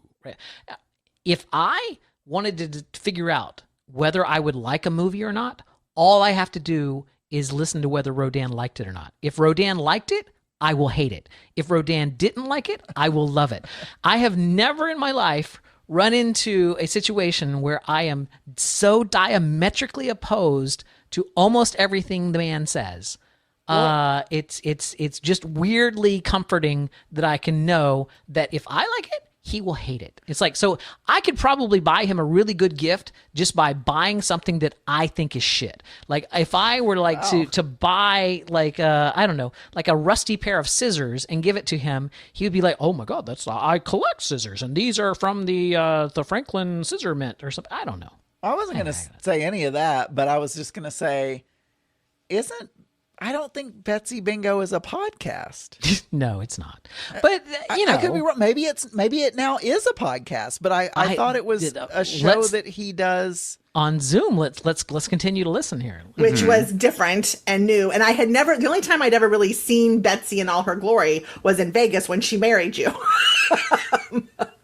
and I got to actually watch her do a show. It was great, and she had a ton of people who were participating, and I won. What do you think she won? What do you think a prize is in Betsy Bingo? I think there's like a troll doll sort of thing that's a prize. Okay. Or... Well, that makes sense because that's a bingo kind of a thing that you would have, right? Like you see people with troll dolls. That's cute. That's a cute gift. What other prize? Chocolate covered coins, or no, those little gold coin things. Oh yeah, that little gold coins. They would look like little round things that you put on the bingo card. That would be a great prize to give away. No, Adam. No, here's the prize. I won one of the bingo games, and I won an 8x10 selfie that's been, or 8x10 headshot of her that's been signed, which I have. An 8x10 headshot of Betsy Bingo that has been autographed. That's a good. I mean, sometimes I give out headshots of myself. I got nothing else. But shots, I don't know. I take shots of myself sometimes, and these are things that happened on the internet, Adam. Things that happened on the internet that I happen to have sound pieces about. The other thing thing that I got. All concerns are our nemesis over it. She's not doing so well. By the way, I love everyone. I just want to say, except for she's not doing it. I well, love 'cause everyone. you pretty And much hate anything that Daniel says is not indicative of the views of Mix Minus. It is solely his own views. So our nemesis over at She's Not Doing So Well they've been nominated, Adam, for the Columbus Podcast Awards. I mean, how many podcasts are in Columbus? Well, apparently quite a few. If you go to ColumbusPodcastAwards.com, you'll see that there's quite a few of them. I'm gonna, you know what? I'm gonna start the Northwest Arkansas Podcast Awards, and I'm gonna be a nominee. Well, you should, because people, the way they talk about it is as if it's a thing, right? I thought to they be had nominated. pod faded. Now they're winning awards. No, not winning. They're nominated for an award. Now, if you go to the website and you go to the FAQs, right? The very last question on that FAQ is, I host a Columbus, Ohio podcast, but I don't see my podcast listed. Answer. Keep in mind, we try our best to include all Columbus, Ohio podcasts. If you do not see your podcast listed, send us an email at columbuspodcastawards@gmail.com. Provide name of podcast, host name, artwork, picture, social media. And so basically, to be nominated for a Columbus Podcast Award, you just have to be, they have some stuff, right? Some criteria, right? You have to be in Columbus, Ohio. You have to be curated in Columbus, Ohio. You have to have a minimum of 30 episodes published, and you must be active, right? Those are the three things, right? So you can't have pod faded. But that's not to be nominated. That's just to be listed on their website. No, that's to be nominated. Oh. Well. Anyway, we're going to play this clip now. We're going to play this clip from the She's Not Doing So. But if you're on that website, if you go to ColumbusPodcastAwards.com and you go to there's quite a big thing there that says, attention, podcasters are not allowed to vote for their own podcast. So I want to draw your attention to the Miz in this clip. And we'll just go from there. I think there's a little bit of talk before that, but we're primarily paying attention to what the... Well, yeah, actually, we're past 80 because we're on season 5, and each season has 20. Wow. How many episodes does Gay Propaganda have? 19, and their seasons aren't numbered right, and they have new hair color and new shit now. Are they up for the Columbus Podcast Awards? I don't fucking think so. Okay, so that's their nemesis. We're not good enough to be their nemesis. What does hair color have to do with anything? No, I mean, they're twinks. This other podcast, what's it called? He just said the name of it. Changing Voices. I was reading or something Twitter at the time. Yeah, you probably don't remember. But he was talking about the twinks over there, and they keep trying to pick a rivalry with them because they're another Columbus-based podcast. So then they could actually meet up and have a fisticuffs. They could fight each other. But so we hopefully one day we'll be good enough to be their nemesis. But anyway, they're talking about them, and they're bragging about being nominated for the Columbus Podcast Award, which is, I just read to you, you just have to tell them that you exist, apparently. Mizzy's in a mood. Hi, Miz. Hi. Wait, did we start? Yikes. Well, thank you for joining us. I don't know what this is going to sound like at the end. Hopefully it's Trash. good. No, I think it's going to be the best episode we've ever put out. I'm not kidding. Well, I just want everyone to We've jumped forward. vote for us, and if you don't, I will find you because we can track who listens. The voting's not It's a open vote yet, now, though. so. Bitch. Oh, well, I'm on the website. So. That was getting real. So the Miz is now on the website trying to vote for the podcast. Right past the sign that says, attention, podcasters can't vote for their own show. I'm sorry, up in New Hampshire, you can't vote yet. Oh. What is that? Basically in Canada. Hello. Hello. And we love Canada, by the way, to all our listeners up there, including Trina Wintour. Apparently Jim is the Adam Burns of that show, where he's trying to... Someone makes a Canadian joke, and he's like, of course we love all of our Canadian listeners. I am a people pleaser. Gay Propaganda. Thank you, Cyclone. Gay Propaganda is the other show that they were picking on there. I don't know. I feel like to be a popular... This is going to sound like I'm jealous or something. Mm-hmm. And I'm not jealous, but I feel like to be a popular gay podcast, you have to fit a very small gay stereotype in order to Yeah. be one of the popular gay podcasts. Right, but let me stop you right there. They are not nominated in a gay category. There is no gay category in the Columbus podcast. So they're just nominated under the comedy.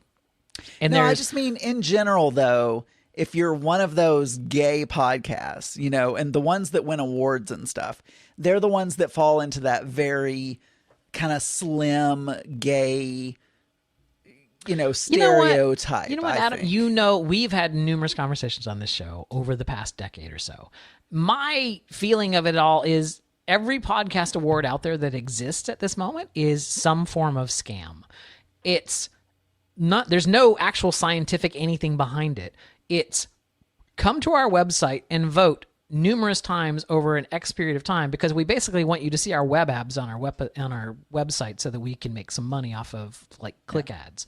So there's no panel of people that like evaluate them and decide that, oh, this is good, right? And we're going to put these categories up. Like there's no pre-criteria of people like evaluating whether the sound quality is good about them or something like that and then choosing which one. It often, all too often, ends up being, I want to be nominated. All I have to do is go and fill out this form, and now I'm going to be nominated. So, Also, yeah. These podcasts that make millions now, they're all podcasts from people who were already famous. A lot of them, I won't say all of them, but yes, They're a like, lot of them are. they were already famous and they're like, oh, I'm going to start a podcast. I was already famous, but I'm going to milk this cow as well. Anyway. Yeah, exactly. So if you want to help out our nemesis, she's not doing so well, you can go vote for them over at the ColumbusPodcastAwards.com. So if you go over to ColumbusPodcastAwards.com, I think you can vote for them in the comedy I'm going to go over there right now. Columbus PodcastAwards.com. podcastawards.com. Yep. Because I'm a You're gonna nice vote for- person. Okay. They're so how they're do- up against they're up against Chatimals. How do I vote? You go to the nominations page, right? Podcast categories, is that what it's called? It up in the says top submit there? your No, podcast categories. podcast along the top. categories. Yep. Right. Then scroll down to the comedy, and then there's a vote now. Oh, vote now. Look at that. I'm going to vote right now. I'm going to vote for. Please vote for best comedy podcast by clicking on your favorite podcast below and submitting your email address. I'm going to do it. She's not doing so well. I'm going to submit my email address right now. That would be bob@bobsburgers.com. And I'm going to see results. Thanks for casting winners we announced at the award event. When is the award event? It doesn't even say. Yeah, we have no idea. Be sure to register. Okay. Well, I They do voted. this- Look, they do she's this- not doing so well. I voted for you. Well, there you go. I want you to know. Congratulations. You've got one more vote. Here's my question. What is it about these seasons? Like there used to be a couple of podcasts that would like cocktails and cream puffs that would do this concept of a season. Like, oh, that was last season on cocktails and welcome to the new season of when did this become a thing that like people like there's 20 episodes in a season and we're going to have 19 seasons a year and it's like what is that all about? It's a thing. I mean, I don't know. I think the main reason that people do that is because a lot of times they want to do a number of shows and then take a break and then come back and do another set number of shows and then take a break. And so like television where, I mean, in the old days, you would have a certain number of episodes and then you'd have a summer break or whatever. And then you would come back in the fall and you would have it. So that's what they do. Some YouTube channels even do that. Good Mythical Morning that I watch on YouTube, they do seasons and they will have a season and then they'll have a summer season that is different. They do less days a week and do some different stuff. And then they'll come back in the fall with another season. So it's just a way of breaking it up without people saying, oh, they pod faded or whatever. It's just like, no, we're going to come back in 2 months with our next season. That's what it is. You and I talked about this in pre-show. Yeah. About maybe cutting down on the number of times that we podcast, going for this next little bit of time like maybe going to every other week or something like that, because you've got your Big Brother podcast and Survivor's coming back in September or something. So you're gonna have your Survivor podcast, and you're gonna have, you're throwing down what you do with the Joe Batants, and you've got your geeky gay that you do, and I just bought a new camper, and I've got a bunch of camping But you were trips. going to set up a podcasting studio. Oh, I can. I still can do that. Yeah. I'm just saying. I don't know. Our listeners might revolt. They might revolt. All 6 of them. They'll all revolt on us. Anyway, those are things that were heard from around the internet, Adam. That I don't have music for that clip or anything. That was just kind of a thing that I did. Let me make that clip. I didn't do it. Our executive. Thank you, Cyclone. Thank you, Cyclone. We appreciate clips. Yes, your help.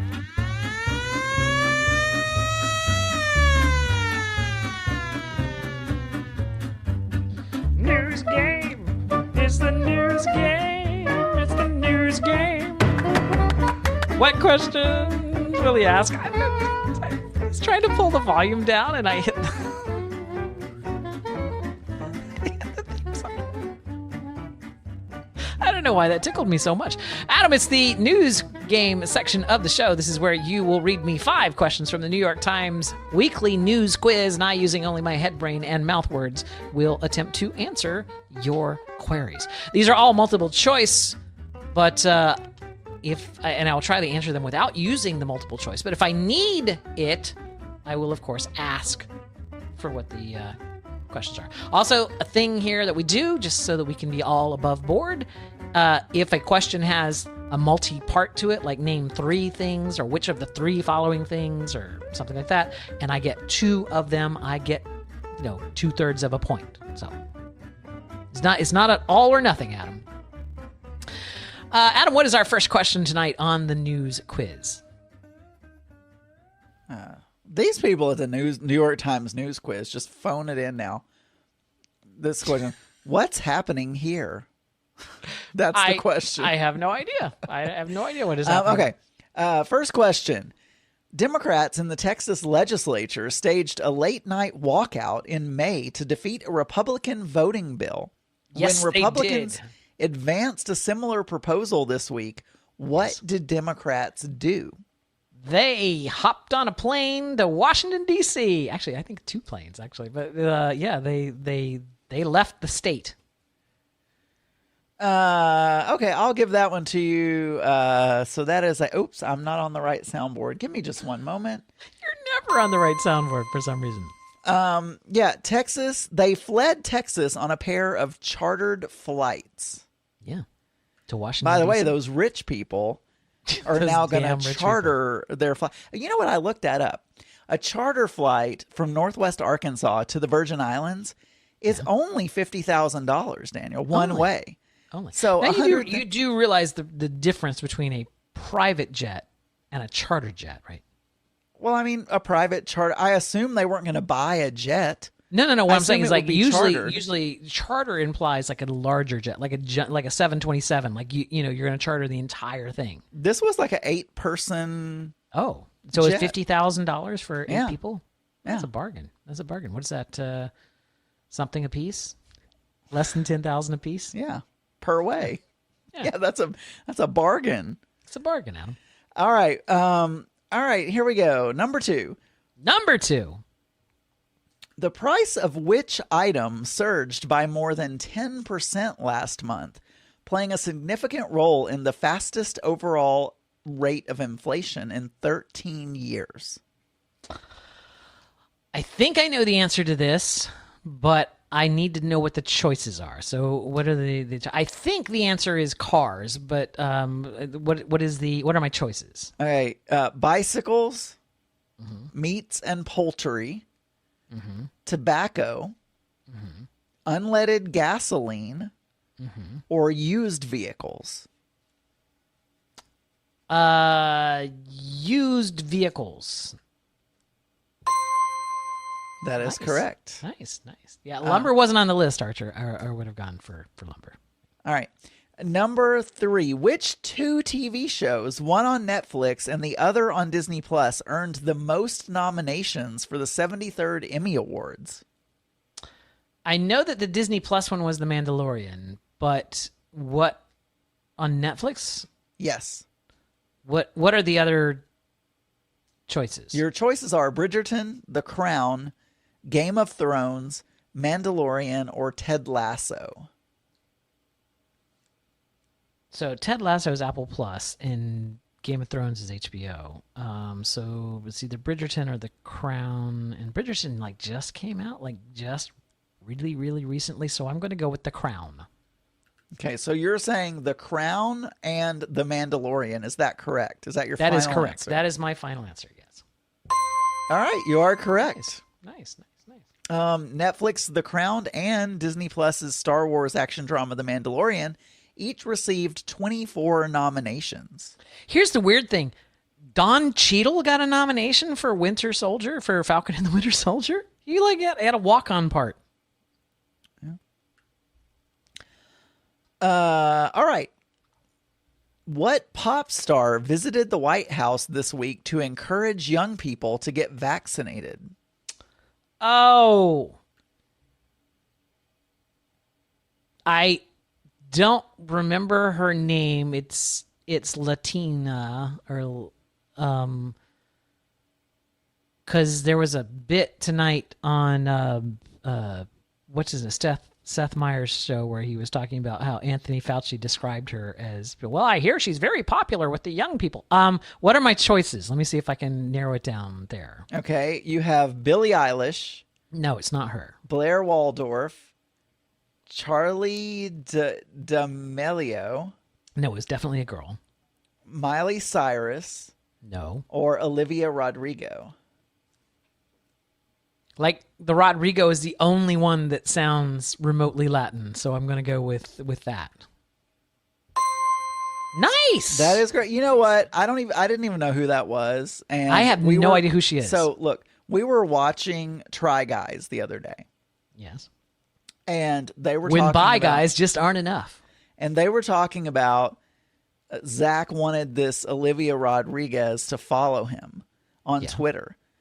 And I just didn't even pay attention because I didn't recognize the name. And later we were listening to something on the radio and he said, "Oh, that's Olivia Rodrigo. That's the girl from," I'm like, "What in the hell are you talking about?" He's like, "They had a whole bit about her following him on Twitter." I'm like, "I just thought that was some random friend of his or something." You're I like, didn't know whatever. it was I was reading. I was at the time. We reading. didn't Yeah, hear it. I probably was. All right. Was that 5? No, that was 4. We have one. Oh, 4. more. 4. Okay, so number 5. Dozens of wildfires are burning across the United States. Where is Yes. the largest active fire? Portland. What state? Oh, Oregon. Portland, Oregon. Oregon. That's correct. Nice. Oh, and That not was nice. number 5. Not nice for the people in Oregon, or Portland, as it goes. Adam, now that I've gotten 5 points on the main news quiz, I don't even need to do the speed round. But we do it anyway for extra points because it's fun. So let's put We do 60 it so seconds. I can laugh. Let's do 60 seconds up on the big board. The game begins in 3, 2, 1. What Caribbean island is home to Haiti and the Dominican Republic? Cuba? Hispaniola. Oh, What Hispaniola. actor did author Anne Rice first denounce, then praise in the role of her beloved Lestat? Oh, Tom Cruise. That is correct. What famous document begins, "When in the course of human events"? It becomes clear the Emancipation Proclamation? It's the Declaration of Independence. What substance nets recyclers the most money? Glass. Aluminum. Damn it. What's the only part of the Flavor Favors birthday candles that isn't edible? The Wick. That's correct. And who was able to set NFL rushing records because of his big butt, according to Chicago Bears trainer Frank Kaito? Kim Kardashian. Walter Payton. Sorry. You got 2 Got 2 of them. out So of that's 6. 2 extra points on top of the 5 that I already got. That's 7 out of 5. I'm sorry. I should have said that's a record. aluminium. Aluminium. Yeah. Well, we're never going to get nominated for Australian Podcast Award if you don't do that. I'll tell you that right now. It's Or British. yeah. What do I got? I don't know. What do you got? I'm looking over this stupid fucking. I keep thinking to myself every goddamn week, I need to trim this down. I need to trim down the length of this I outro think that music. about my toenails every week, and I always forget, and then they start poking through my socks. We have 15 seconds left. 15 eventually. seconds left. Here. I've to, finally clipped my toenails, but I could have just started Guinness it right record. there, and then I could have been like, all right, that was a news quiz, and we'll have it again next week. I just need to trim the damn thing down to a more chewable Does anyone else size. forget to trim their toenails? I mean, how No. often do you look at your toenails? I wear socks all the time. I wear socks to bed. But don't your toenails start like If I poking could, into I your would skin shower when you're in like if socks. you don't like. I mean, your toenails are. If I could. There's no sock between you and your toenails. I don't, and I never wear flip flops or anything that has my toes exposed. Mm-hmm. I always wear socks. So then I'll be like, oh, those are kind of long. I need to cut them. Adam, each and every week, we get a package delivered here to our houses from our executive producer. These are all things that have happened on the day that we are recording of some year. So in this case, these are all things that happened on July 16th for some year. And this is all from the Mix Minus Research Center, Archives, and Test Kitchen. Adam, happy National Corn Fritter Day. Did you enjoy a corn fritter today? I didn't. Is a corn fritter basically like a hush puppy? Yeah, I feel like it's basically a sweet hush puppy made with corn. Or there's another type of cornbread. Have you ever heard of hot water cornbread? No. You literally mix cornmeal with hot water, and you make maybe salt. It's been a while since I made it. And you make a patty out of it, like a hamburger patty, and then you fry it. At any point in time, do you fold it into heavy cream? You don't. No. Okay. It's also National Personal Chef Day.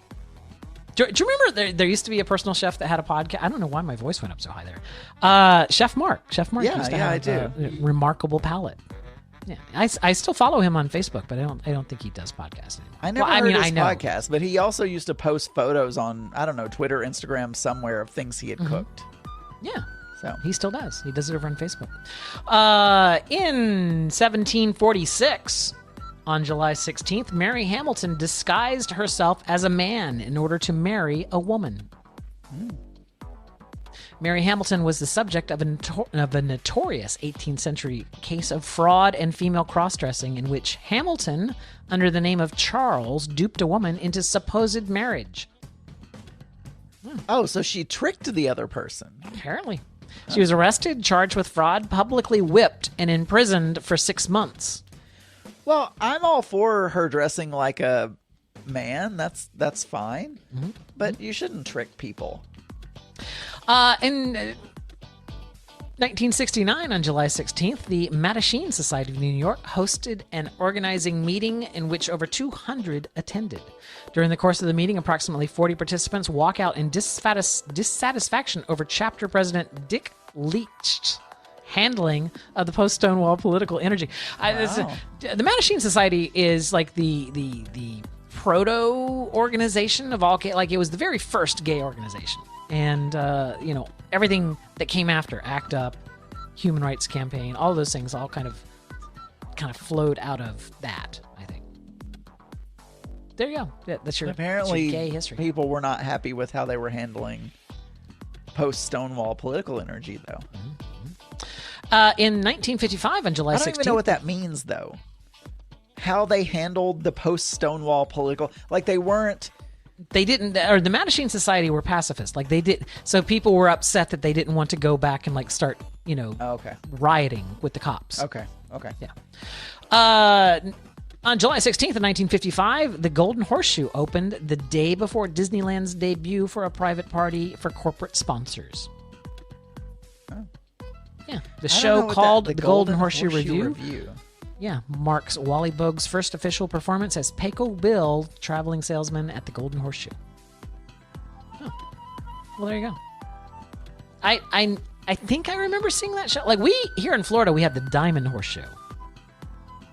But I think I remember watching that show. Those shows are both no longer there. Actually, we're past 80 because we're on season 5. And each What the season is fuck? 20. Wow. What the I didn't know fuck? that. How many episodes does Gay Propaganda How have? many episodes does Gay Propaganda have? They have purple hair. Oh my god. How is this happening? Kill me. How do you get voted for with purple hair? I see. Apparently it was in a playlist there, and so instead of looping like it was supposed to, that was really weird. In 1790, Congress declared Washington, D.C. is the new capital of the nation. July 16th of 1790, Adam. That's a long time ago. It was. It That's was all I also, got. 1790 was years, it was 1776, right? So 24 years after that. In 1945, No, on that'd July be 16th. 14 years. But anyway, keep going. In 1945, the first atomic bomb test is successfully exploded. July 16th, 1945 at 5:29:45 a.m. I've told this before, but I'll just tell it again. We have a lot of Marshallese people that live here.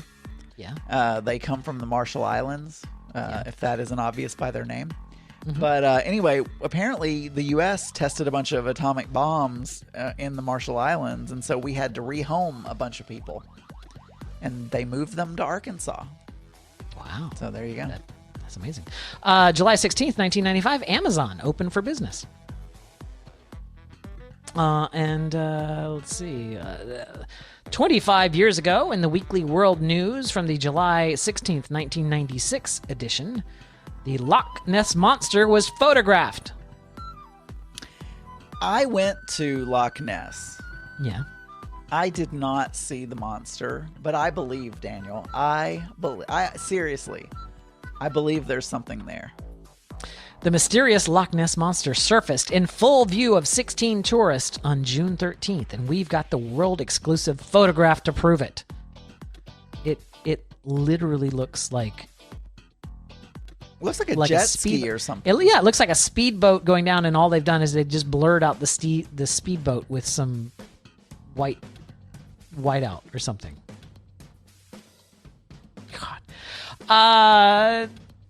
Let's see what else happened here. Oh, the miraculous. I can't talk about this. The miraculous power of prayer and how to make it work for you. This is the Billy Graham. Wasn't Billy Graham the first guy that started that whole? What do they call that type of preaching? Evangelical, like no, like the you'll get rich if you do what I say, or like God wants you to be rich. That kind of a thing, prosperity something yeah, or yeah, other. Yeah, exactly. In northern Missouri, I don't know why I said it so weird. A freak rainstorm pelted the grounds of a nursing home while better than 100 patients were getting some fresh air and exercise out there. All of those who were soaked by the rain reported feeling younger and healthier within the hour. As if you needed any more proof, Adam, that rainwater is pure. It's dirty rainwater. I forgot to do this. I'm horrible. I'm going to, okay. I forgot to pull a song. Yes. For a movie. There were number one movies at the box office during this week in July 16th, or on this day of July. I can't talk. What the fuck am I doing a podcast for? Anyway, there were number one movies of the week. Here's the theme song from one of them. Please tell me what movie it is. You ready? I'm ready. Da, da, da, da, da, Jurassic Park 3. You're singing it? I didn't pull it, but it's like even if I did take the time to go and pull that song over on YouTube. You're usually really good at just extemporaneously, theme. Let's see if I can do it. I can't. I can't multitask, but here we go. Yes.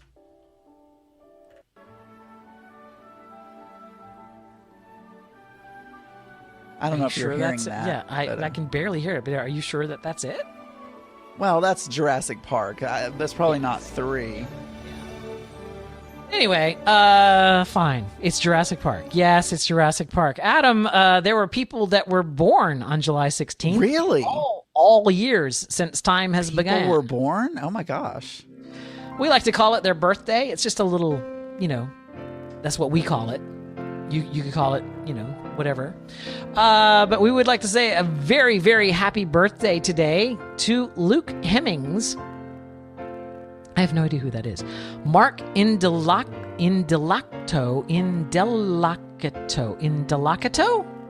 Sure. He was on Ugly Betty. He was the young brother on Ugly Betty. He looks familiar, but I didn't watch Ugly Betty, so I must have but did seen you watch him Halston? Because he was also just recently in Halston. No, I didn't watch that either. Let's see. Also, Chris Pontius, actor from Jackass. He doesn't look bad in a thong. I didn't watch Jackass, but I liked the fact that they were naked a lot.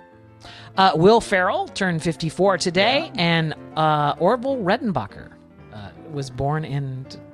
Well, he's dead, but he was born. Oh, that's why I know. That's why the guy that Mark Indelicato. Yes. He was in Hacks. I think he's the boyfriend. The no, water he's inspector. No, he's not the boyfriend. He's one of her assistants. Yeah. Okay, That's one of her assistants. Yeah. So it wasn't Halston that I saw him in. It was Hacks. Anyway, let's see. What else was I going to say? Anybody else on this list? Oh, Corey Feldman. Corey Feldman turned 50 years old today. Wow, that makes you feel old, doesn't it? Years old, yeah. Also, Barbara Stanwyck was born on July 16th, as well as Ginger Rogers. So, happy birthday to each and every one of you from each and every one of us, from our cast of thousands here, Adam. So, happy birthday. Those are the birthdays, and to one and all. Say what? And to all a good night. And to all a good night. All right. There you go, Adam. Take us home with your sweet, sweet birds. I don't know if we have any ornithologists. Is that a bird scientist? I believe ornithologist. I believe that is. Mark and I, we walk at the park, and I think you have nemesis that walk the wrong direction. I think this park has an evil bird spirit that that makes zombie birds. Or possesses birds and paralyzes them. Mm-hmm. Because several times we've been walking.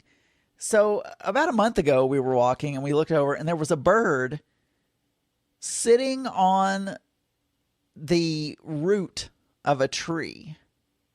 So on the ground? On the ground. It was not hopping around. Nope.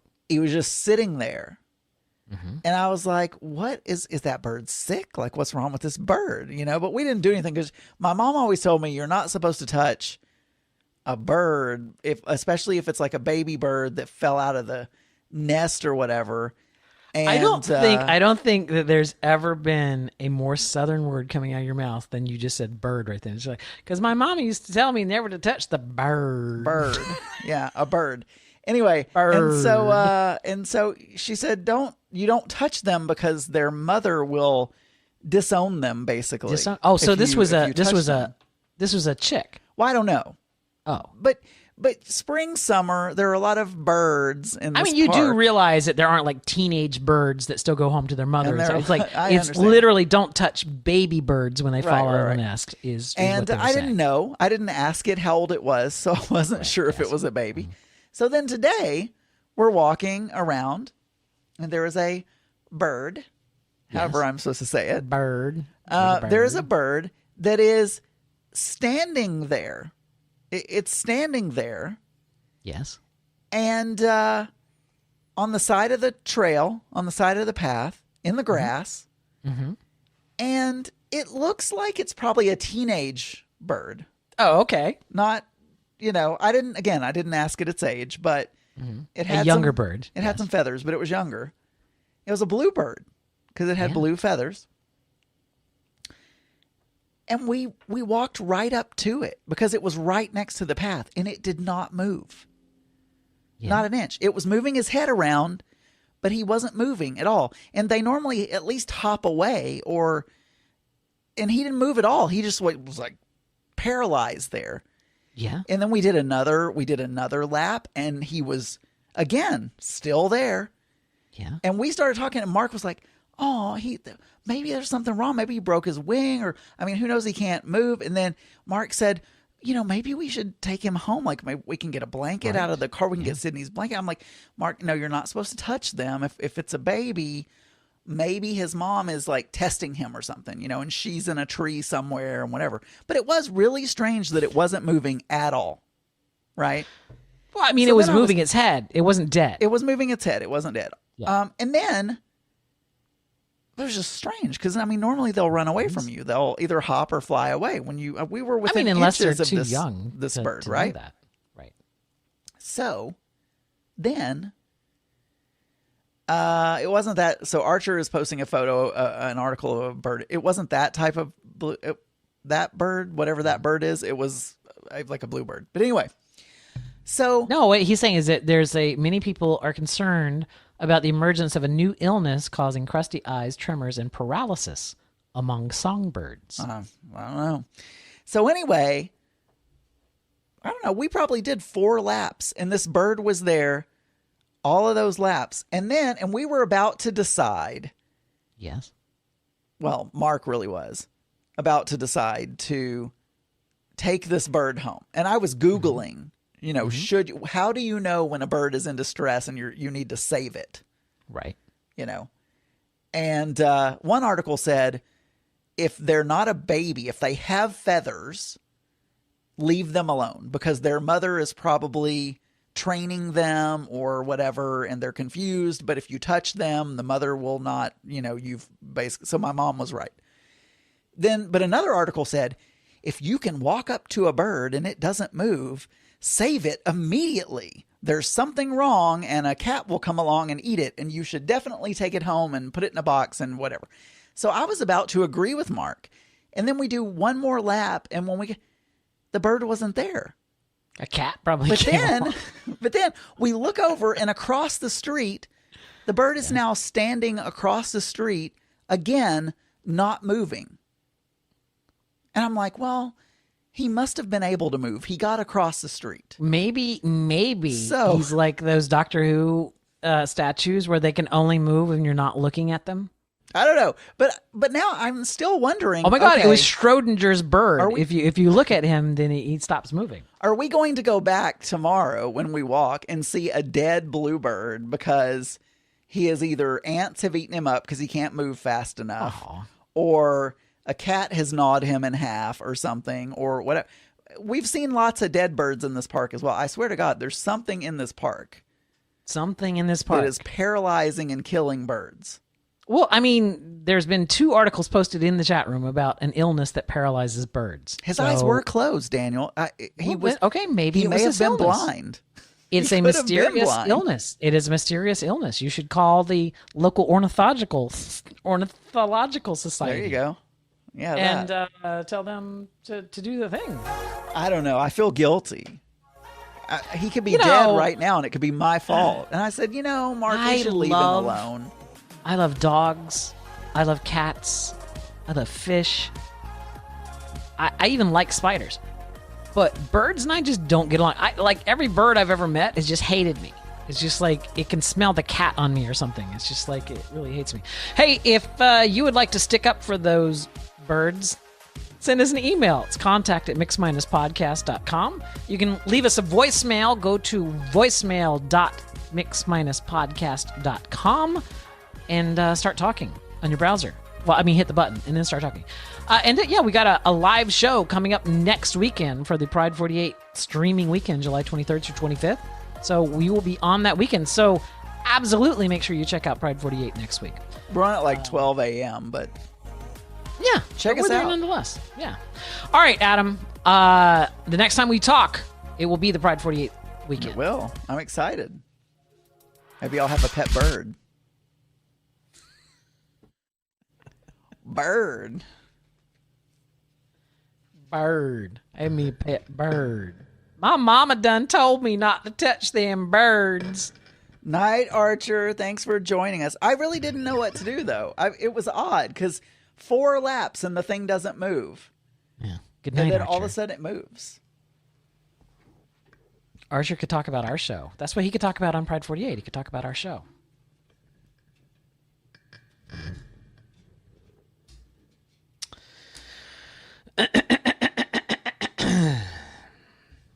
I have to buy new tires for my trailer, and it is such a pain in the ass. Yeah, you mentioned that you had pressure problems. Yeah. And but when you like search for like RV tires, it's like it's not really clear whether they're going to put the tires on for you or you can just come pick them up at Tire Kingdom or whatever. Like you have to like, and in like most of the RV places, like, you know, General RV and Lazy Days and Camping World and everything, you'd think, oh, they sell RVs. Certainly they have RV tires. None of them have tires. Does Discount Tire or any of Yeah, those but places have RV tires? What do you do? Like, do you just tow your truck? Well, you can probably call them and say, hey, I'm a new RV owner. What do I do? And they'll probably tell you. I know this is weird. You know, people like you, like the olds, don't understand this, but I hate talking on the phone. I will do anything to not talk on the phone. Like, give I me don't like talking on the phone either, but if I need information, I will call a business. Give me an email, put it on your fucking website like it should have been in the first place so I don't have to ask you. I don't like to talk on the phone, but if I need information from a company, I will call that company. But they also have a website, I'm sure. Cyclone is saying it's easiest to pull the wheels and take them to the tire shop. So the problem is there, I guess I'd have to jack up the trailer high enough to... So I'd have to support this 6,000-pound trailer off of jacks so I could get the wheels off. There is no way I'm ever changing a tire again. That is the hard... Look, I can't get the lug nuts off. I can't get the damn I lug cannot nuts get off. the lug nuts off, and so there's no way I'm able to change a tire. I don't know how you do Leverage. You need it. leverage. You need one of those leverage. You know that thing, or just leverage. If you just have a pipe, if you just have a pipe that can extend the leverage of your crowbar, of your your lug bar. Or you get one of those things. Yeah, a pneumatic drill. Yeah, that. Yeah, no, I don't have that. I have to pee. I'll be right back. Okay, I do have I have a condenser now. I could get but I'd have to be home. But I could get one of those air-powered things.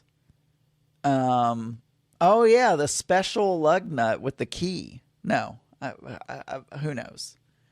I didn't even know until today that you could use an immersion blender to make whipped cream. How am I going to get a lug nut off of a tire? Actually, Cyclone says I bought air tool. I haven't bought the tools yet. It came with just something an attachment to put air in the tire. But I want to buy the nail guns and the screwdriver and like all those things that are pneumatic, so that when I'm doing handy things around the house, I can use the air-powered tools. But I haven't. I have some extra lumber from the attic, and I was trying to think of some things to do with it. And if I do, I'm going to buy a nail gun because I hate pounding nails. I don't like, and on all those HGTV shows, when they're nailing things, they're always using those nail guns, and it looks so easy. There's like, psh, psh, psh, psh, and it's done. And I'm like, I want one of those nail guns. Anyway.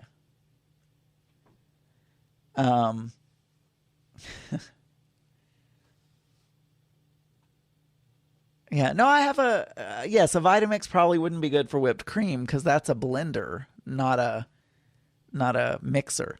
But I have a KitchenAid mixer. It's very heavy. It's a gunmetal gray. And so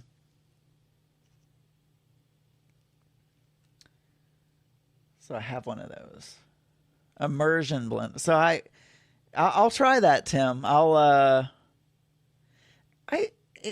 seems weird though, because my immersion blender has a little skirt around the blade.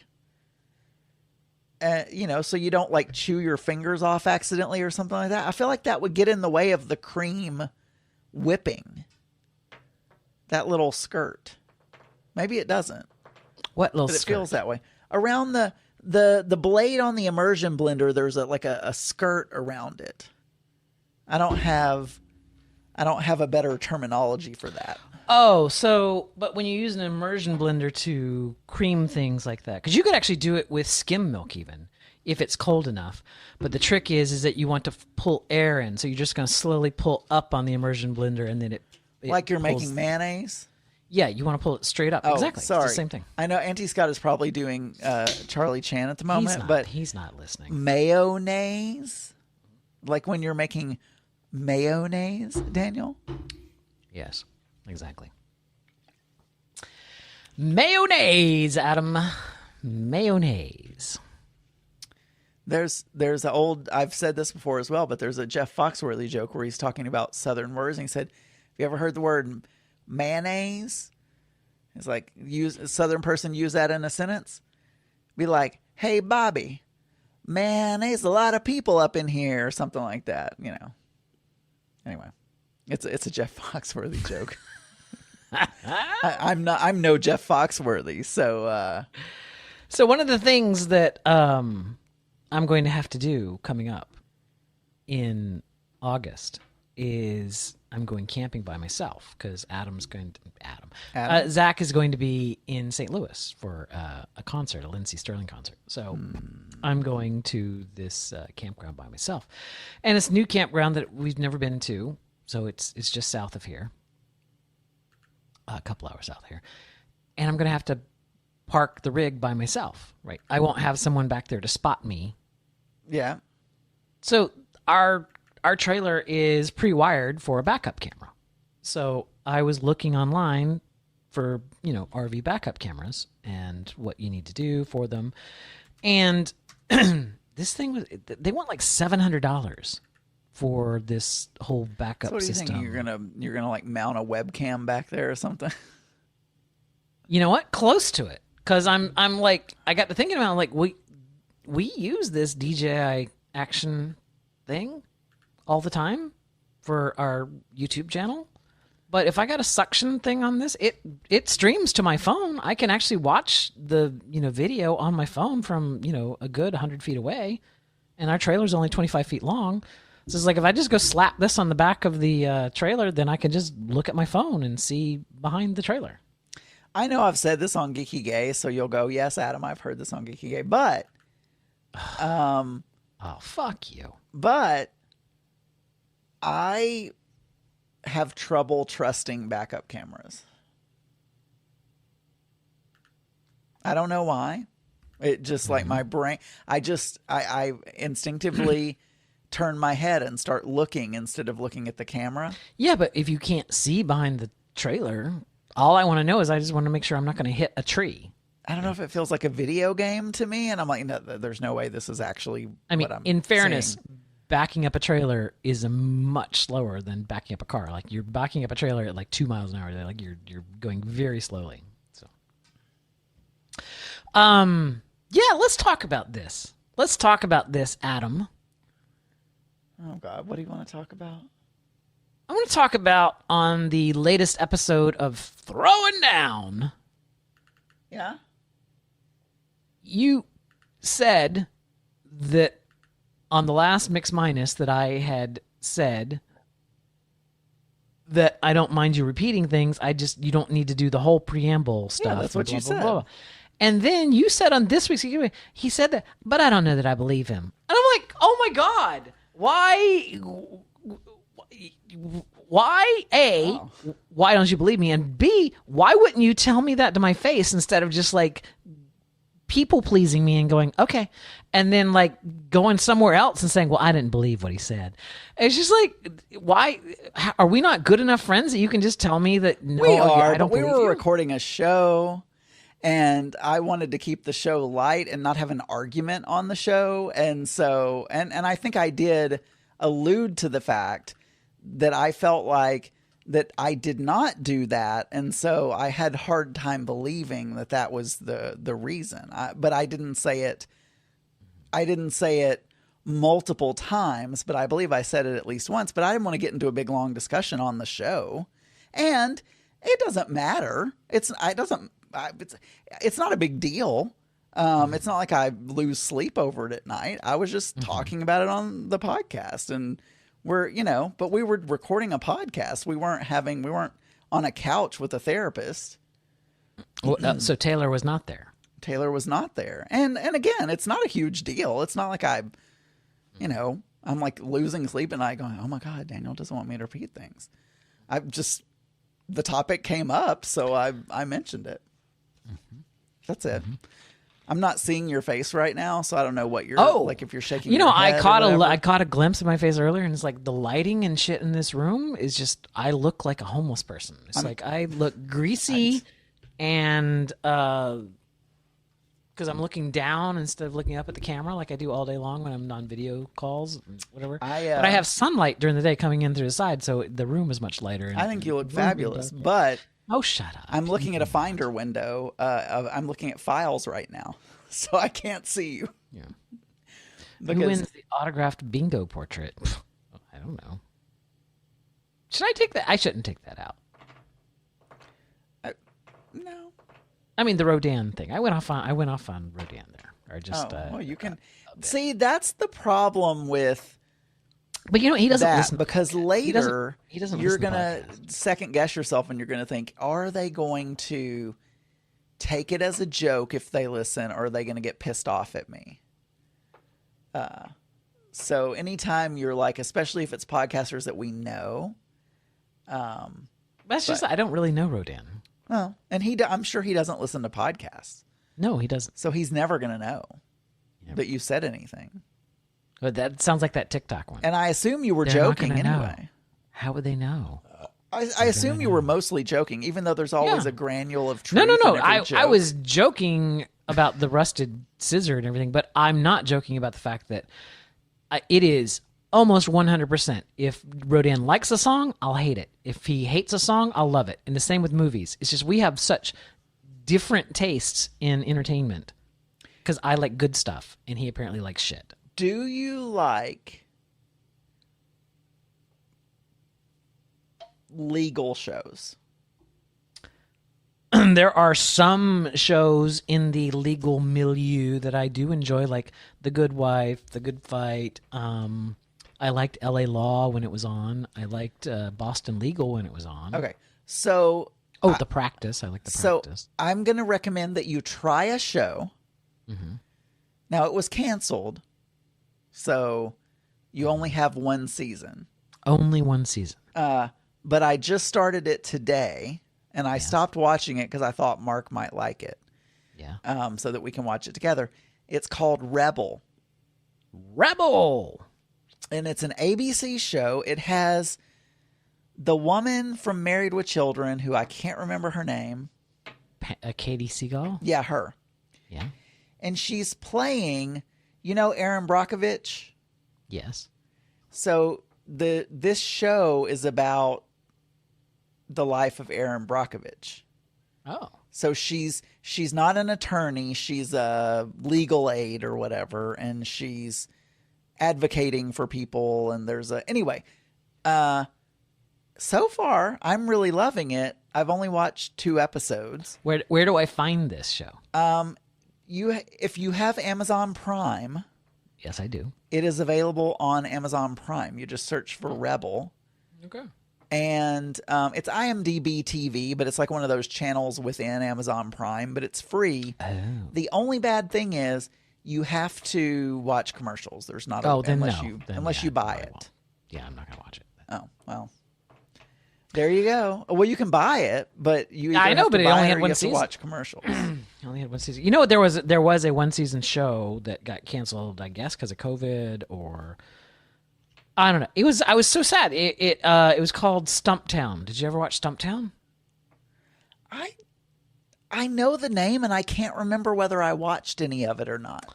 It had Robin from How I Met Your Mother.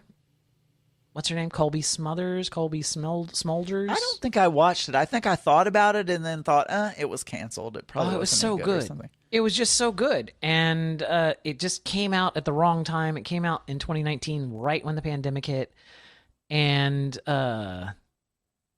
was just really good. I don't think they renewed it. I don't know that they've canceled it. I don't know.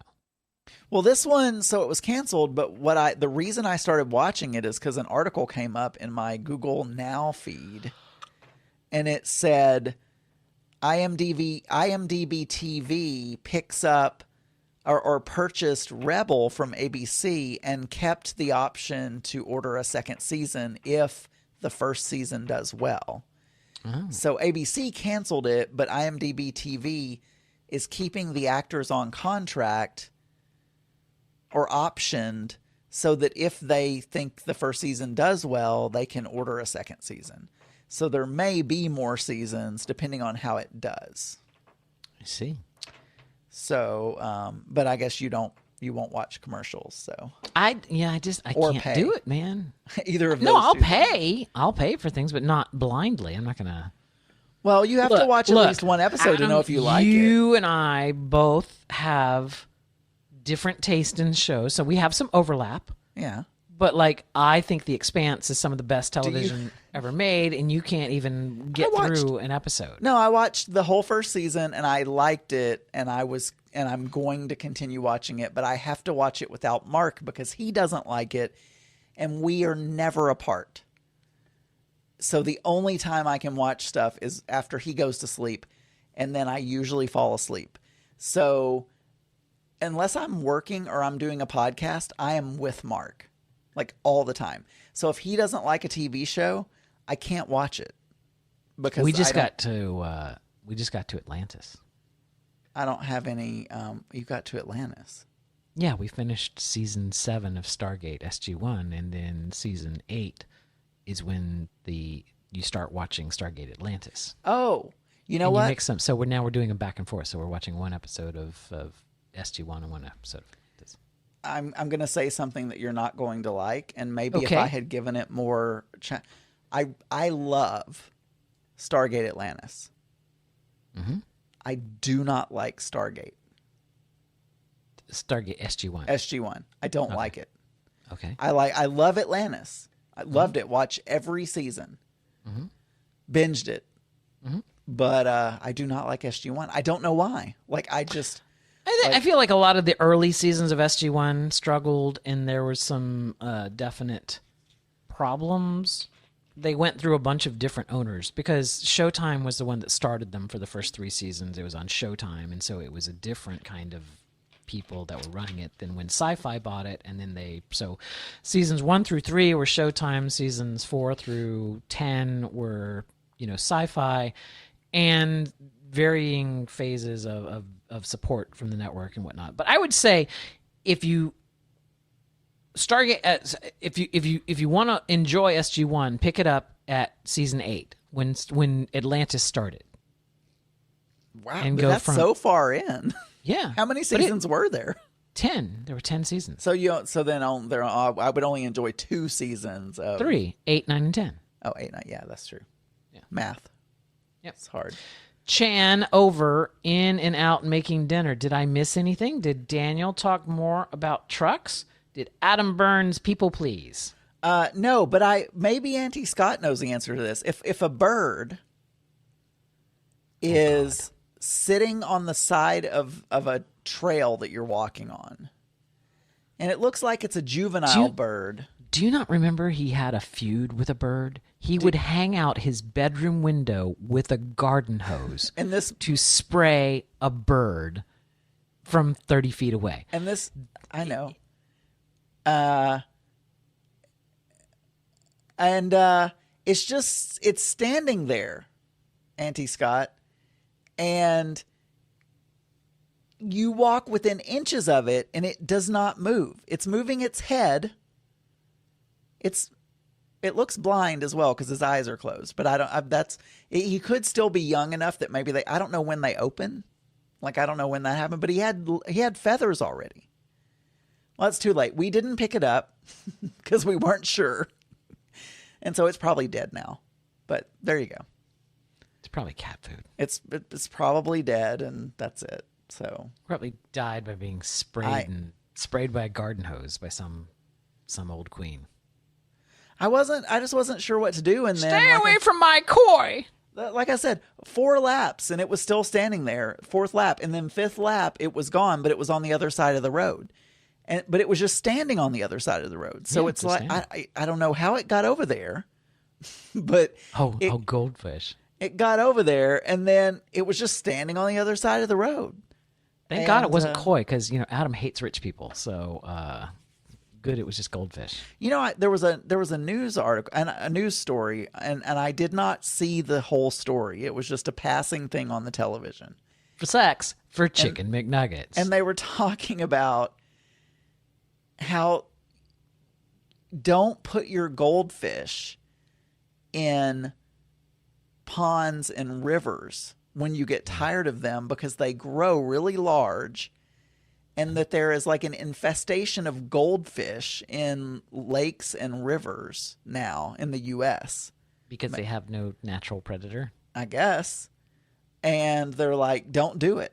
Like, don't put them in. I don't think they said where you should put them, but they said don't get rid of them and put them in the river because they're not from the U.S., I guess, or I don't know. I'm making shit up now. But they said don't put them in ponds and rivers, is what they said.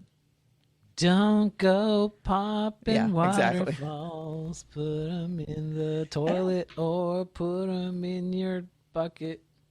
And I was thinking, well, what's a goldfish gonna do? I mean, why do they care if there's a goldfish in the river? Like, even if there are a lot of them, like, what's wrong? They poop too much. I don't know. There's anytime that you have someone threw away a water hyacinth in Florida. They threw them, just carelessly threw it away. Water hyacinths are imported from another country, and it got thrown into a Florida waterway, 30, 40, 50 years ago. And our waterways are completely overrun with water hyacinth at this point. It's like they're not a native species. They have no natural predator, and so they can just populate without anyone. Fortunately, manatees eat the water hyacinth, so that keeps it down a little bit. But since manatees are endangered, what you gonna do?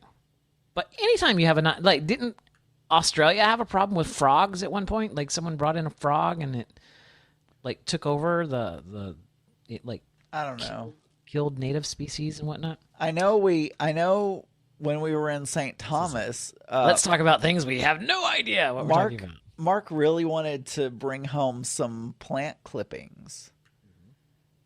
And so he actually had to research, was that allowed or not? Because a lot of times you can't bring back fruits, vegetables, plants, wildlife when you go to other countries. And for whatever reason, they treat the Virgin Islands as if it was another country, even though it is a territory. And so Australia had a Tim Tam crisis, so they export them now. They don't export the good ones, though, right? Yeah. So Tim in Alaska posted a photo. That's exactly what it looked like on this news story. There were these huge goldfish. But I still don't know, what's the problem with that? I mean, yeah, they're big, but I mean, what are they causing? Are they killing other fish? What are they doing? Can you eat them? I wonder if they're good to eat. Most fish that they treat as gourmet nowadays are just trash fish. I saw this. Are you still there? Yeah, I'm searching. I'm trying to figure out why goldfish are bad. Tim just says they disrupt the natural flora and fauna. Well, what is Goldfish are messy fish. Goldfish excrete lots more waste than other species. I'm not sure that I this sounds like a poorly written sentence, so I don't know that I trust the efficacy of it. And this can quickly gross pollute goldfish. This can quickly pollute even a large tank. Ammonia levels from goldfish waste can build up quickly and cause your fish lots of problems, include disease and even death. To complicate things, they also love clean water. Where is their natural habitat? They have a natural habitat. Here we go, Adam. Here we go. An article called Giant Goldfish and Sewer Alligators, Why Releasing Household Pets into the Wild is a Very Bad Idea. A town in the Midwestern state of Minnesota has been forced to issue an appeal to local residents asking them not to dump their unwanted pet goldfish in local waterways after a number of giant specimens, some as large as American footballs, were discovered in a lake. 10 of the fish had already been discovered before a further 18 were caught last week, some weighing as much as 1.8 kilograms and stretching 46 centimeters. I mean, in how length. much is that in real measurements? I don't know. Most of them were definitely bigger than you'd find in your typical aquarium, Daryl Jacobson, the city's natural resources manager, told the Star Tribune. I would not be surprised if they're in a lot of lakes, especially in low numbers. Goldfish are pretty hardy species. They have few predators of their own and compete with other species for algae, uproot existing plant life growing in the beds of lakes and ponds, meaning no more oxygen is generated, and disrupt the sedimentary soil, which releases phosphorus into the water and interferes with its purity.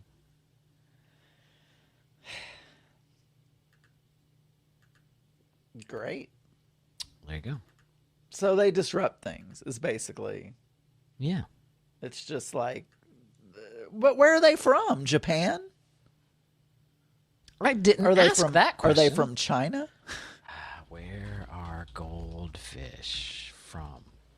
Is it China's problem? Is it like COVID? You know, They have a 10 to 30 year lifespan. because they came from somewhere. I mean, they have Goldfish were originally from China. During the Tang Dynasty and the Sung Dynasty, the fish were bred for their golden colors. Later, goldfish became popular in Japan, where many new breeds were introduced. They were brought to the United States in the late 1800s.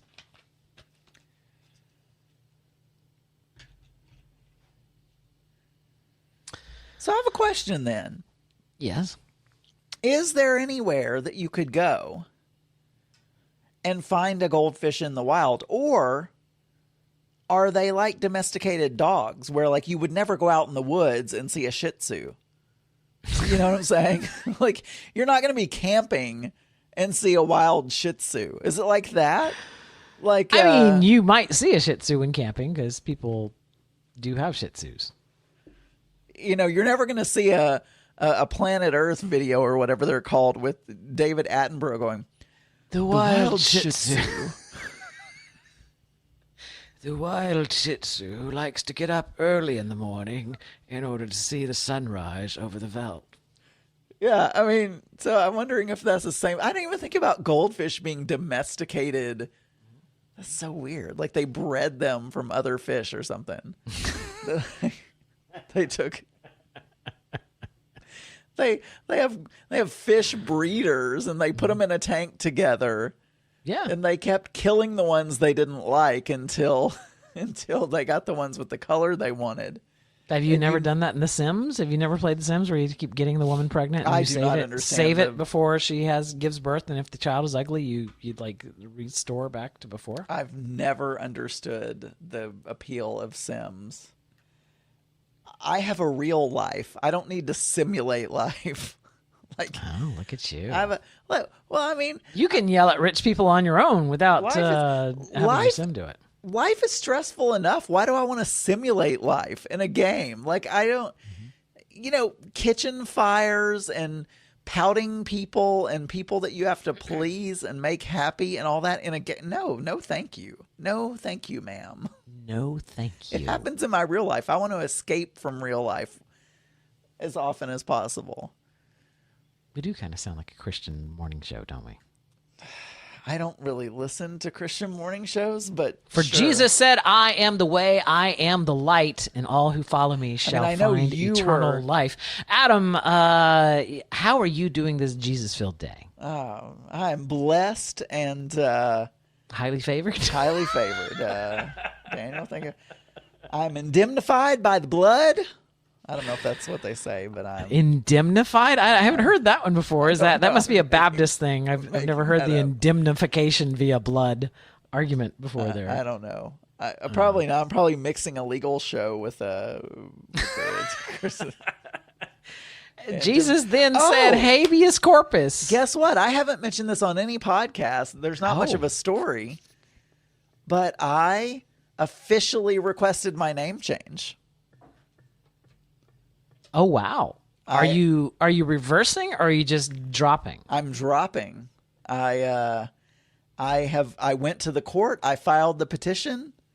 I paid the $165, and the judge Why has not to just approve swap it. them? Just be Adam Joseph. I don't Burns. like that. I don't like the way that sounds. I don't like it. So I just got rid of it. So I'm just Adam. I will be Adam Burns. There will be no legally. I would None. Now the thing is, after the judge approves it and I get my little document, Yes. that's when the hard work begins, because then I have to reapply for my social security card and have them change the name, and I have to call all my places that have the full name and give them the document to show that it's officially been legally changed, and I have to get my driver's license redone, and I have to so there's a lot of bullshit I have to do. Yes. But what that means is the next time I fly, I can go by Adam and no one will give me a hard time. Trans people go through this too, right? Having to change their name and Yeah. changing in all the documents and stuff. So. Mine was just because my parents. And yet, when people say like, "Oh, the United States isn't sexist, isn't a patriarchy, whatever," it's like when a woman gets married, if she wants to change her name, do you know what the legal procedure is to do that? Well, isn't it the same? They have to go request a name change and then change it, present that document to all the places, just like I do. Nope. I think. For a woman to change her name after marriage, she just has to start signing it that way. Like my sister-in-law is Syra Khan because she's Dr. Syra Khan. But if she wanted to tomorrow be Syra Brewer, all she would have to do is start signing her name that way. That is that is how the laws of the United States are set up. It is. I it is read very, some stuff when I was researching how to change my name, and they mentioned women going through the same process when they got married. Nope. I read it. Okay. But maybe there are multiple ways to do it. Let's go to the internet. Well, it may be different in all states as well. Well, let's find out. Because you actually change your name with your How state. does a married woman change her last name? How does a woman change her last name? How to legally change your name after marriage. Here are the first steps you must take. Use your new name on the marriage certificate. Change your identification documents, such as your social security card. Yeah, but you don't have to prove anything. You don't have to give them any kind of like judge's order or whatever.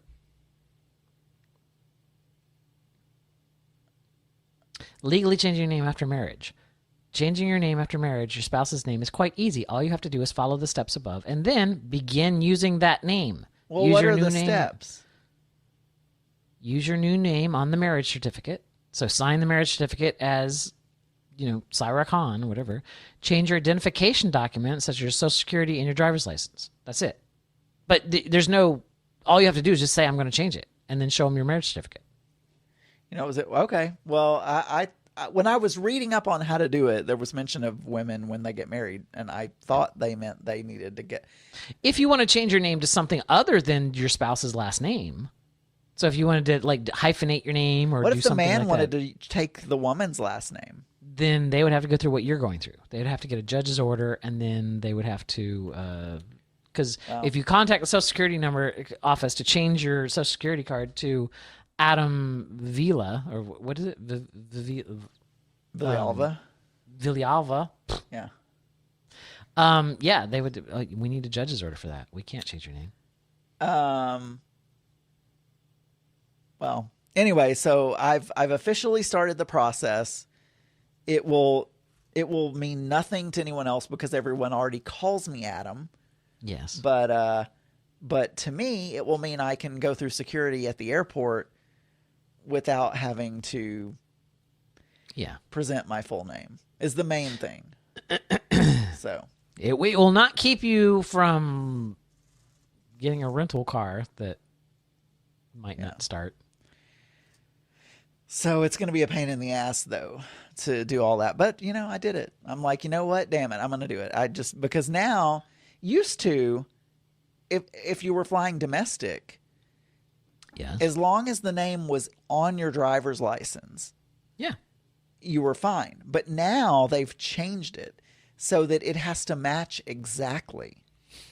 So if it's Joseph Adam Burns on your driver's license, your ticket has to say Joseph Adam, or at least it has to be the first name has to match.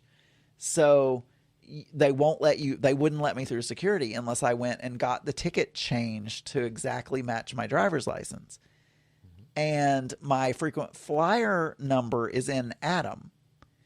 And so it's always a pain in the ass to get them to change it to Joseph Adam because of the way that it is in the frequent flyer. And so I would have to change the frequent flyer to Joseph Adam to make that easier. Or just legally change your name. Or legally change my name, which is what because all of my credit cards say Adam. Even my W-2 from Walmart says Adam. I don't even know if that's a good thing, but they do not have to. I didn't give them the name Joseph when I was hired at Walmart. No. So they put Adam on my W-2. So, but they don't, but then driver's license, they require full name when you get your driver's license. You can't. I used to also just get Adam on my driver's license, but now they won't let me do that. They make me do the full name. Well, that sounds like a policy change. So, anyway. There was probably many meetings about that. And now I don't know, I guess it's federal. I guess this is, do you guys have this thing called the Real ID? No, but Tim in Alaska just typed it in the chat room. I've never heard of Real ID. What is Real ID? Real ID is this bullshit. It's like a better driver's license where, and you can use it instead of a passport when you're flying. They're going to make you have one when you fly domestically, and they keep moving it, but I think now it's October of 2023 or something. So you will know, Daniel, because you'll have to have one. Oh, I'll have to have one to fly. Say. Yeah. Or a passport. I will never fly again, Adam. So anyway, I have a trailer. I have a trailer. The mark of the beast, Daniel. I can just take my trailer and go wherever. I don't have to fly. So it's going to be required to fly. All right, I'm going to call bullshit on this because it says right here, Real ID is almost here. A few months from now, your regular state issued driver's license won't be enough to get you through. And this is from a year ago. Yeah, they keep moving it, but it is happening. They just keep pushing the date. Thank you for joining me today. My name is Twyla Braze. I am president and co-founder of Citizens Council for Health Freedom. And today I'm not here to talk with you about COVID-19. I'm coming to you with Real ID. Now, some of you may wonder why an organization that focuses on health freedom would be concerned about Real ID. But we look at this card as a national ID card, and it will become a no card, no care card. Oh. So in other words, a national ID card that would become a single number for which all sorts of things, including your access to health care, it will be used for. Right. So without this card, eventually, if enough people get it, without this card, the government could say you can't access healthcare services. So let me just tell you. Except they would never do that. A little bit of history and tell you why I'm bringing this to you. Like we have a whole system of like emergency room care and stuff that will take. Anyway, you can't force someone to show an ID in an emergency room. You're required by law to treat them. So kind of stupid for you to. This woman on YouTube here Citizens Council for Health Freedom, other than the fact that I feel like her teeth are going to fall out at any moment. You know, I don't know how they know. This is I don't know if you can see this. Wait, I'm not looking at you. I was This is a real ID. That's your real ID. It says Burns. Joseph Adam. It's kind of fancy. It has a hologram of my face. You can't see it, but there's a hologram of my face. And then there's another face over here. It doesn't even say real ID on it. It just says Arkansas driver's license. But for whatever reason, I don't know what makes it a real ID. Maybe it has special security features or the barcode on the back is, who knows.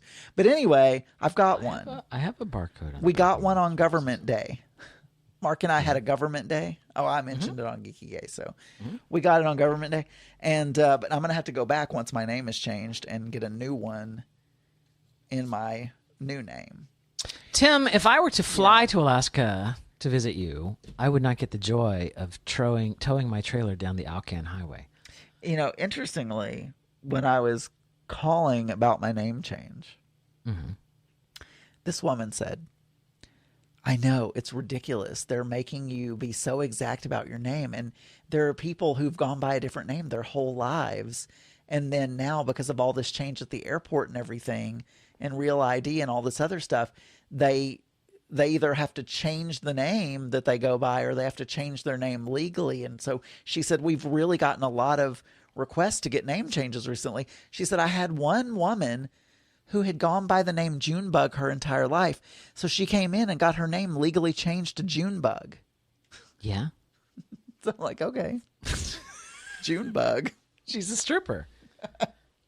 So, yeah, there's I didn't do all that. I just removed my changed my middle name to my first name. That's Look it. at you. Now you're like trying to justify whatever. You're fine. You did a thing that eliminated an annoyance. I don't think there's anything wrong with it. It's worth it to me. Because, but now I don't know that I would change my name to Junebug. But I guess if you've gone by Junebug your whole life. So I know Auntie Scott is cooking. But did you hear what I said earlier about Tyler and Todd on their YouTube channel? Okay, good. You did. So, Auntie Scott, do you prefer an Italian meringue, a Swiss meringue, or a French meringue?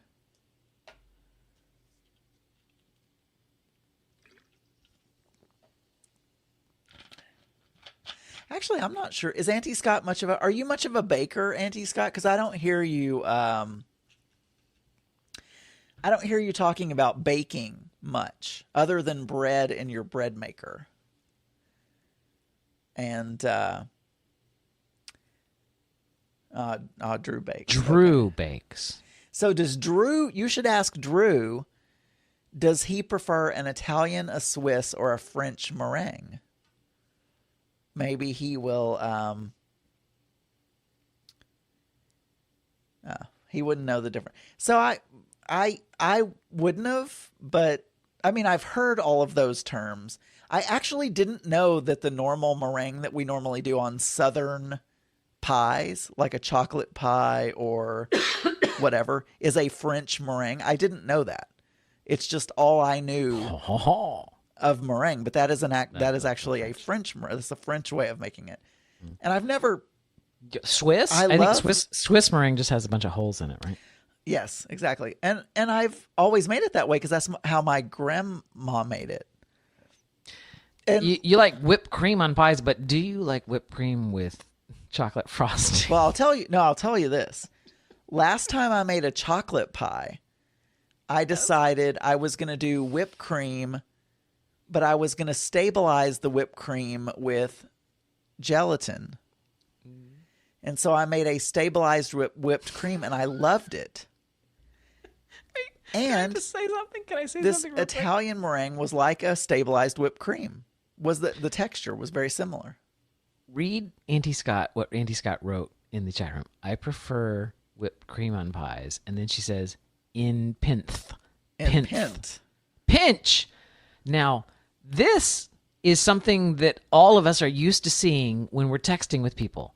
right? We constantly see autocorrect like replacing words and stuff, and people Yeah. like keep repeating it, and autocorrect is changing it.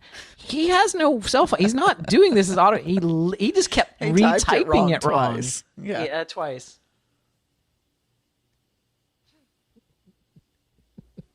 I'm like, oh, his autocorrect is yelling. Wait, there's no autocorrect. He was just. Also, where'd Cyclone go? I think Cyclone dropped off. He did. I wonder if he said goodbye. No, I scrolled up, and he did not say goodbye. Well, usually about this time, he starts sounding crazier and crazier, so maybe he just passed out. It could be. Oh, there's a picture of Tyler taking a shower in his shower. Look at that. Totally unrelated to anything, but there's this guy who has an OnlyFans who cruises in Dallas. Yeah. And he posts like videos of him cruising. And I thought, man, I wish I'd have known about this guy when I lived in Dallas, because I like cruising. There was not enough people do that anymore. No, there's like this YouTuber I watched a while back. He did like a van life thing. Anyway, Twinkie kid. I mean, if you don't have sex in KOAs, what are you doing? And I just saw him on TikTok or Instagram or something. Anyway, wherever I saw him, basically, he's like, "Oh, my OnlyFans is link is in the bio," and I like, I mean, he's cute and he's hot and everything, but I guess he has an OnlyFans, and I'm like, but I don't. Is it really worth paying $13 just to see the guy's dick? I mean, because that's my problem with OnlyFans. Is that it's so overpriced for what it is. It's a single person. Like, I don't have a problem paying $15 a month to a porn site, right? Where I get a variety of actors and a variety of different things. But if I'm going to pay $15 a month to a single person, then I would really, really have to like that person. You know what I'm saying? It's like, is it really worth $15 for a single person? Like, that's all you're going to get is that single person. Well, the ones that I've paid for, first of all, my strategy is I subscribe and then I immediately unsubscribe. Yeah, well, so you don't get charged every month. Yeah, exactly. So I do that. But all the ones that I've subscribed to have been pretty much... Well, I subscribed to one guy who's a little person with a big dick because I just found it interesting. Yeah. But other than him, I mostly subscribe to people who do like cruising videos. And they are with other people, and it's always someone different. And so those are the ones that I've subscribed to. And generally they have variety. And a lot of those OnlyFans people do collabs. Oh, they do collab. But this guy's, he's van life. He's like traveling around the country all the time. So I don't know. He can do collabs. He's driving around. He can meet with all the OnlyFans people in each area that he's in. Driving around with here. I'm posting the link to his YouTube channel because Vera says that he doesn't know. So there you go. That's Seth's YouTube channel. When was the last time you posted anything? I don't think 4 months ago.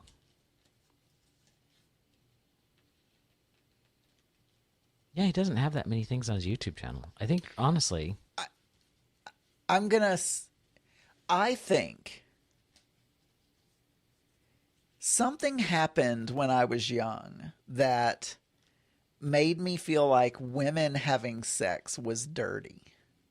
Okay. And that's probably why I'm gay, because I can't see a woman as being sexual without it feeling just like real, just dirty. Mm-hmm. And there was this Pokemon YouTuber, a girl who who we had been watching for years, and she decided to start posing in Pokemon outfits that really scantily clad. And then she opened an OnlyFans where I'm assuming she's naked and who knows what she does with her Pokeballs.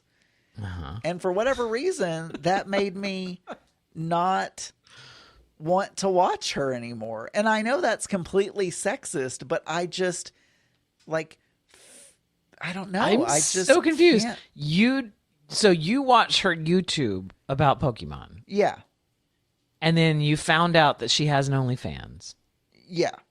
and you've never seen her. So you I've don't know not if it's seen her adult. You don't know if it's an adult. Well, I know it's adult OnlyFans. because I followed her on Twitter and people were like bashing her about it, and so I know it's like they were saying, you know, oh, you shouldn't do this because there are children who watch you on YouTube, and now you're becoming like an adult porn star. And she's like, I'm an adult. Yeah, I can and do so whatever I many want. children. Yeah, so many children go and buy OnlyFan accounts. It's like that, but that's the whole point. Is that they're behind a paywall? Fuck you. Anyway, judgmental I'm assholes. not judging her for doing it, but I'm saying, I just now I don't want to follow her otherwise. I don't know why. Okay. Like, I don't know why. Like, I feel bad about it. Oh, Cyclone is back. Oh, Cyclone returned. He didn't pass out. pass out. Yeah, I was gonna say something. Sometimes oh, I pass out on the ottomans back there. I had this. So I support different things on Patreon.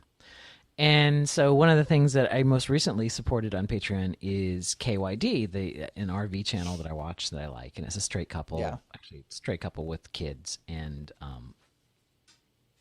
that's how I've been learning a lot about RVs is from their channel. Anyway, so I joined their Patreon primarily because I wanted access to their Facebook group, because that's just a great place to ask questions and find things, because there's a whole bunch of RVers in there. And they were doing a NASCAR thing, and there's a whole bunch of people in there posting about NASCAR. And so I felt weird posting a picture of our trailer, like with Zach standing in front of it and me going like, my partner and I just got a trailer, and we're, because I'm like, all right, this seems like there's going to be Trumpsters in here, right? There's going to be, people are going to get upset that I'm, how dare you let gay men post in here? That's, I have kids and blah, blah, blah. And so I was kind of, worried about that. And I'm like, because I really like them. Yeah. And I don't want to think that they're those kind of people. And then on this last week's episode, they were rolling out the new RV that they just got for the next season. And it's a vintage Bluebird Wanderlust bus that they got. And fortunately, Adam, on the episode, they bought it from an old lesbian couple. And they're like, they really love the lesbian couple, and they're like, palling around with them and everything. I'm like, oh, thank God. Like, thank God they're they not. have lesbian friends. Thank God they're not like homophobes and whatnot. So now I feel better about posting in that group, because a lot of people posting in groups like, oh, we love Bunny and Muffy. They're great. They should have their own YouTube channel. And it was like these two just Bunny 70-year-old dykes that own this big bus, and they're like pulling out the engine and going like, see here, it's a 1920 cam. And so I was like, it was great. Bunny and Muffy. I imagine them as 60s/70s lesbians. Lesbian. One of them was very, I don't know that. I know one of them's name was Bunny. I don't know what the other one's name was. That's kind of like Junebug. Maybe they Junebug legally or changed their Bunny. name Maybe. to Bunny. Could have. Here, let me. This think is not Auntie an Scott should unknowable legally thing. change his name to Auntie Scott. In but California, I bet you have to do a lot of stuff to change your name. They seem he gets residual checks, so he'd have to have them all changed to a different name, and that's true. Yeah, that's no good.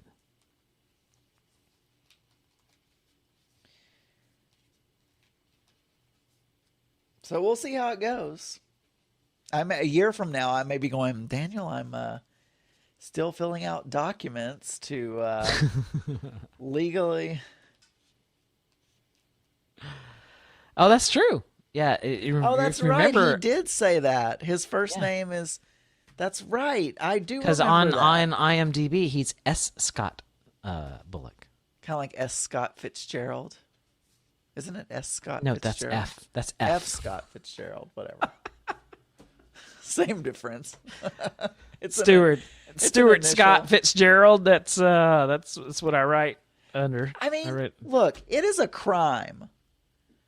It is a crime for parents to name their child something and then call them by their middle name. Yeah, I know. You should My sister-in-law did it. You should just name your child what you want to call them. Because it causes all kinds of crap. Because they're going to like whatever name you called them, because that's the name they've been called their whole life. Right. But then everybody wants you to use your first name on everything. Your credit cards, your government stuff, your airplane tickets. And you're like, no, that's not my name. My name is Adam. But they've named you. Nobody cares about the middle name.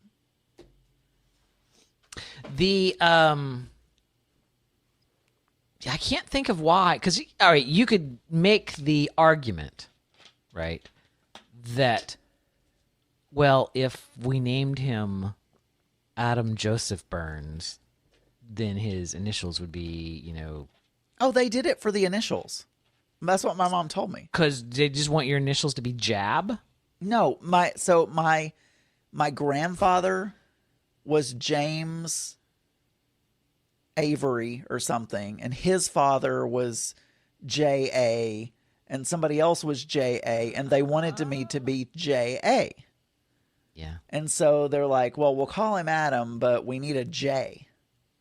You would have been better off if they had just spelled Adam with a J. Just had it written as Jadam, and it was just basically, the J's silent. Yeah.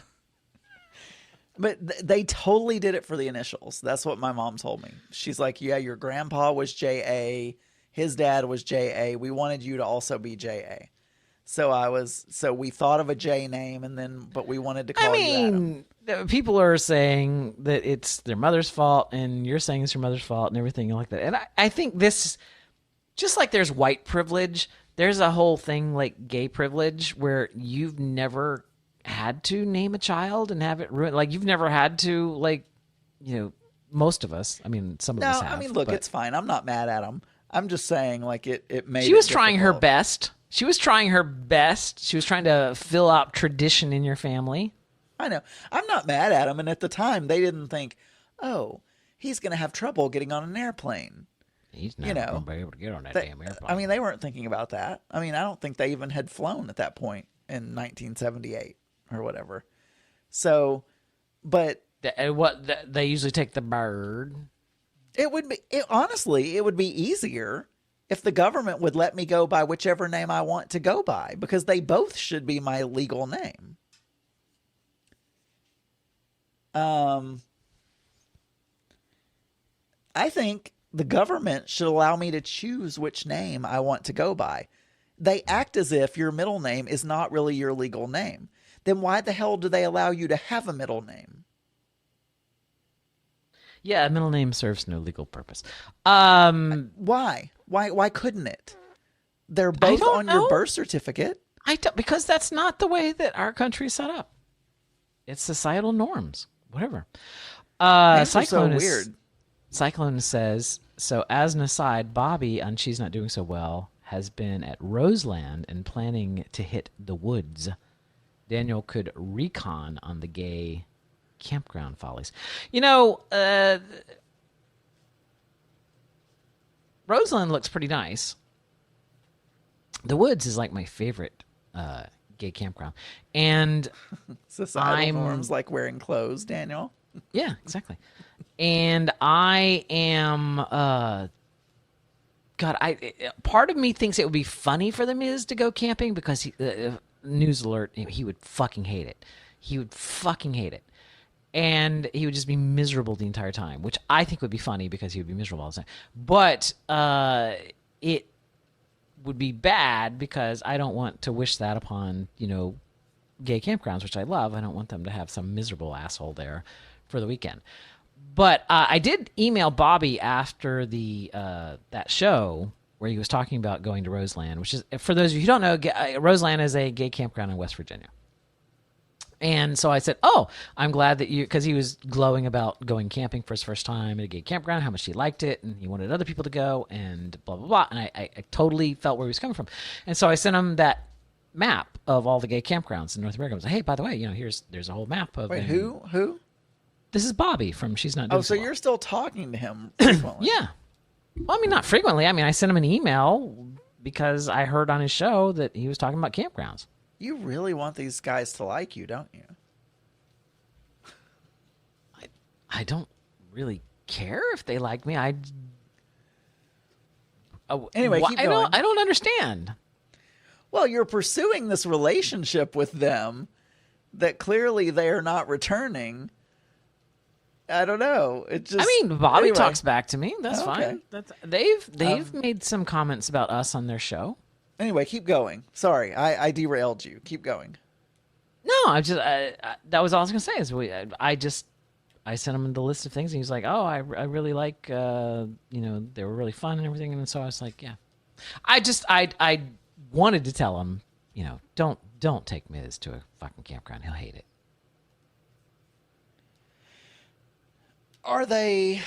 I don't listen to that show, but Yeah, I know you don't listen to that show. are they friends that Well- hang out outside of the podcasting? Well, Jim and Bobby have been friends for a long time, and they both live in Columbus. The Miz is someone who had his own shitty podcast that they brought onto their show, and so he's in New York. So he's not in Columbus. that's the problem right there. And in fact, they've never met in person until just recently when Jim and Bobby went to New aren't York. most New Yorkers miserable? I mean, I just come on. That's just There is a state type of mind. Yeah, there's a type that lives in New York City that is not the same. I mean, when I was in New York, there's Super a whole negative about everything. No, there were a whole lot of nice people in New York City, and I enjoyed all the time that I spent in New York City. But yes, there are some people in the Northeast who are exceptionally bitter about things, and also seem to think that like attacking other people, like that they derive humor from putting someone else down instead of just humor for the sake of humor. So very much like Joey Boohecker kind of a thing, where it's like, it's not funny unless I'm making fun of someone else, kind of a thing, which I've never really enjoyed. That Buffalo, hello. Yeah. But, but I think The Miz actually said something. At the same time, I dislike him so intensely, but I can't stop listening to him because it's kind of like a train wreck kind of a situation. And that you must hate that even more. But You're he's enjoying listening to him. He's stopped by Boston on his way back from his parents, and they were like, "Oh, you were in Boston?" And he's like, "Yeah, but I couldn't live there. It's just like I would be so bored there." I'm just like, Oh yeah, because you're a New Yorker and now Boston is boring? It's like there's just as much going on in Boston as there is in New York. Get over yourself, Louise. So I couldn't possibly live in Boston now that I've lived in New York City because, it's just so boring. I don't know at what point you left, Auntie Scott, but you've got to whip the cream and then mix pre-made chocolate icing with it. Yeah. Don't make your own chocolate icing. And get that chocolate shitty Duncan mousse. Hines. Yeah, that like shitty Duncan Hines sits in the pantry. It's never been refrigerated.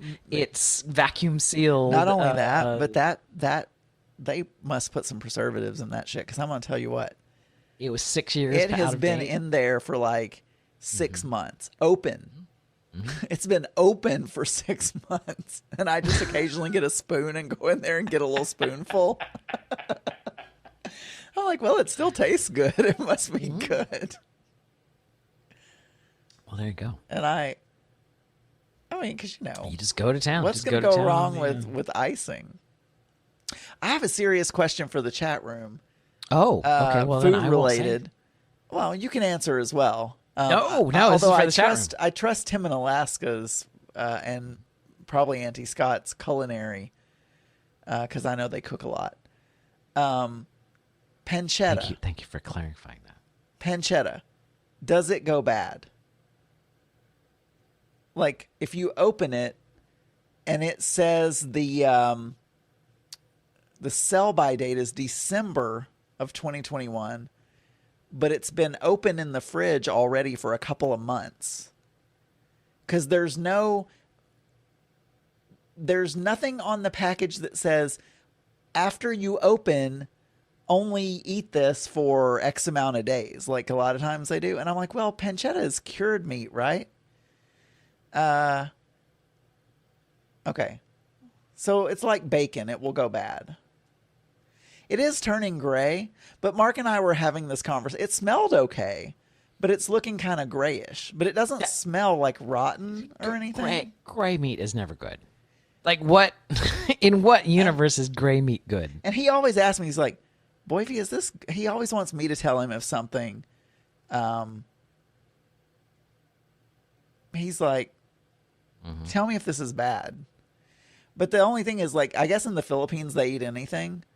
Because because look, I go by the food standards we have in America, which is like one of the things is like when you cook something, you don't want it to sit out more than maybe an hour or two outside of the refrigerator and then eat it. Like you want to put things in the fridge really, at least that's what we're taught. Yeah. In the US. Yet, for centuries, people survived without He'll leave stuff out overnight and be like, oh, it's fine. And I'm like, no, we need to throw that away. It's like, you can't eat that. It didn't go in the refrigerator. It only stayed inside of a house, which is air conditioned and dehumidified. So but it's funny. I'm with Mark. I would eat, like, if I left pizza out overnight. What if you left a chicken breast out overnight? Well, would that you would never eat it happen. the next I have day? a cat. I have a cat. The cat would eat the chicken breast long before I No, ever. like I sous vide a chicken breast. It was in a vacuum sealed package. Yeah. And I forgot and left it on the counter. Was it vacuum sealed? It was vacuum sealed, yeah. Oh, then absolutely I would eat it. Would you eat that the next day? Absolutely. Say I threw it away. It's vacuum sealed. What would grow in it? How would it get a contagion in it that would grow? You cooked it. Huh. Interesting. I must be Mark thinks I'm overly cautious. All right, think about this. Think about this.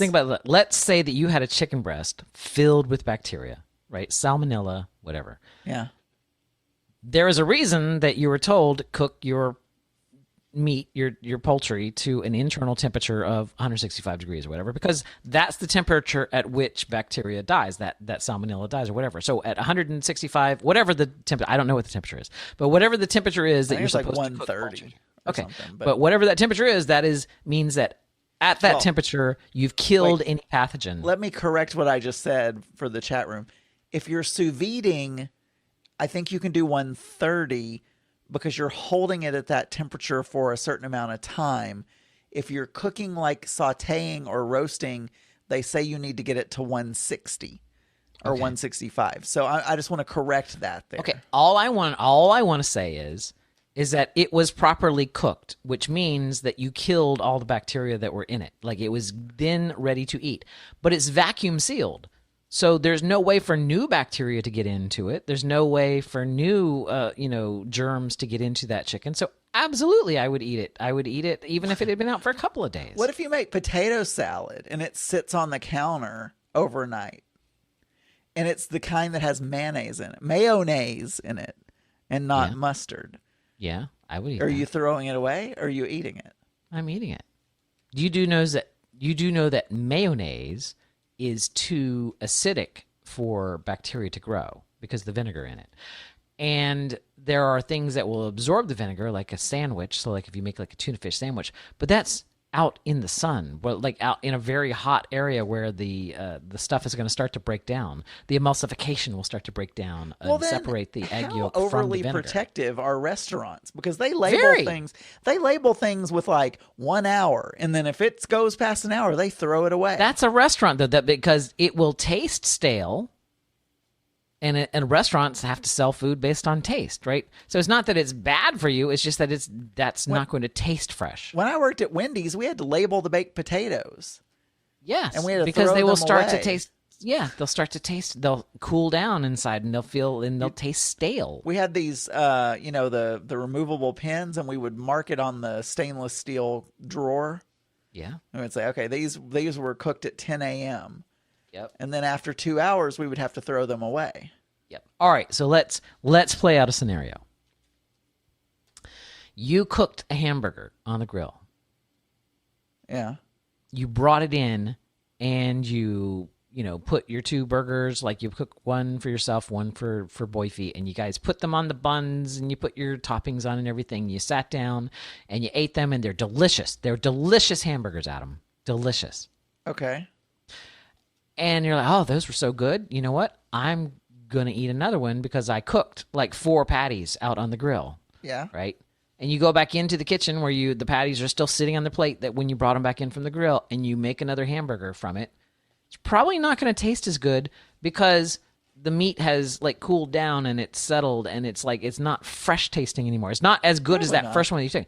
That's what happens in a restaurant. A restaurant has to sell you fresh food. Otherwise, you're not going to keep buying it's about foodborne illness as well, because the health department comes by and they say, have you labeled everything and are you throwing it away? So the health department is also telling them how long they can keep things. Okay. Auntie Scott has said he'll never eat at my house. Okay. Anyway, all I want to know is you would never come to visit me, much less me have to worry about feeding you. It sounds as if there's a happy medium, and I'm at one end, and other people are at the other end. Yes. And I need to settle somewhere in between those. Like, I probably don't need to keep things out for days and then eat them, but maybe I could go a little bit longer than what I'm allowing. I didn't say days. No, I said days I'm vacuum not even sealed. saying it's you. Yeah. I'm just saying. Yeah. It sounds like I may be a little, Mark If may you be left correct. your potato salad out on your counter for a day, for 24 hours, no, I wouldn't eat it. But if you just left it overnight, like for 5 or 6 hours, then yeah, I would eat it. If I left the potato salad out overnight, I would throw it away. Okay. That's Well, you. currently, maybe I need to change that. I mean, I might That's throw it just- away because it wasn't very good, but I mean, yeah, if it was something I really wanted. Like if I left pizza out overnight, like we had pizza at 11 p.m., whatever, and we left it out and then went to bed, and then I woke up the next morning at like 8 o'clock and there was pizza on the oven, just sitting on top of the stove or whatever. Yeah, I would eat a piece. I do it all the time. Now, granted, I have much easier access to healthcare than most people, right? Because I have a lot of my family members are doctors, so it's like I have ready access to a doctor. I really don't mind diarrhea. Right, So it makes you lose weight. Adam. if, like, I don't want to be too personal, but when I eat spicy food, I get diarrhea. I just do, like, every time. The next morning, my stomach will hurt. I will have, like, and I'll still eat spicy food. I had a jalapeno burger from Freddy's, and I knew it was going to tear up my stomach. See, Woke Auntie up Scott wouldn't even eat something off the grill. Woke up at 5 a.m. He wouldn't eat something off the grill at all? From me. Oh. Well, he's just, You and Auntie Scott need some marital counseling. I just think it's the two of you, It's not. Yeah, we'll I probably don't get a think divorce. it's- We're just gonna get a divorce then. You need to go to therapy. I mean, I don't love to cook, so I don't have a problem with that. I'd rather eat his food anyway. So, like, if he was saying like, oh well, and if I ever come to your house, I'm going to cook instead of you because I don't trust you. He's like, okay, great. Then all I heard was you're going to come to my house and cook for me. Okay. I don't have a problem. I don't think there's anybody I wouldn't eat their food. I mean, I'm not paranoid. Like, I'm just saying, like, normally I throw things away if they sit out too long, and Mark thinks that I'm wasting food. Well, aren't you though, Adam? Aren't you? Well, look, Daniel, I'm an American, and to a Filipino, A rich Americans American. are very wasteful. Thank you. Full circle. We've come full circle. You're a rich American. And I'm sure we are. All right. Let's say goodnight to people, Adam. Good night, people.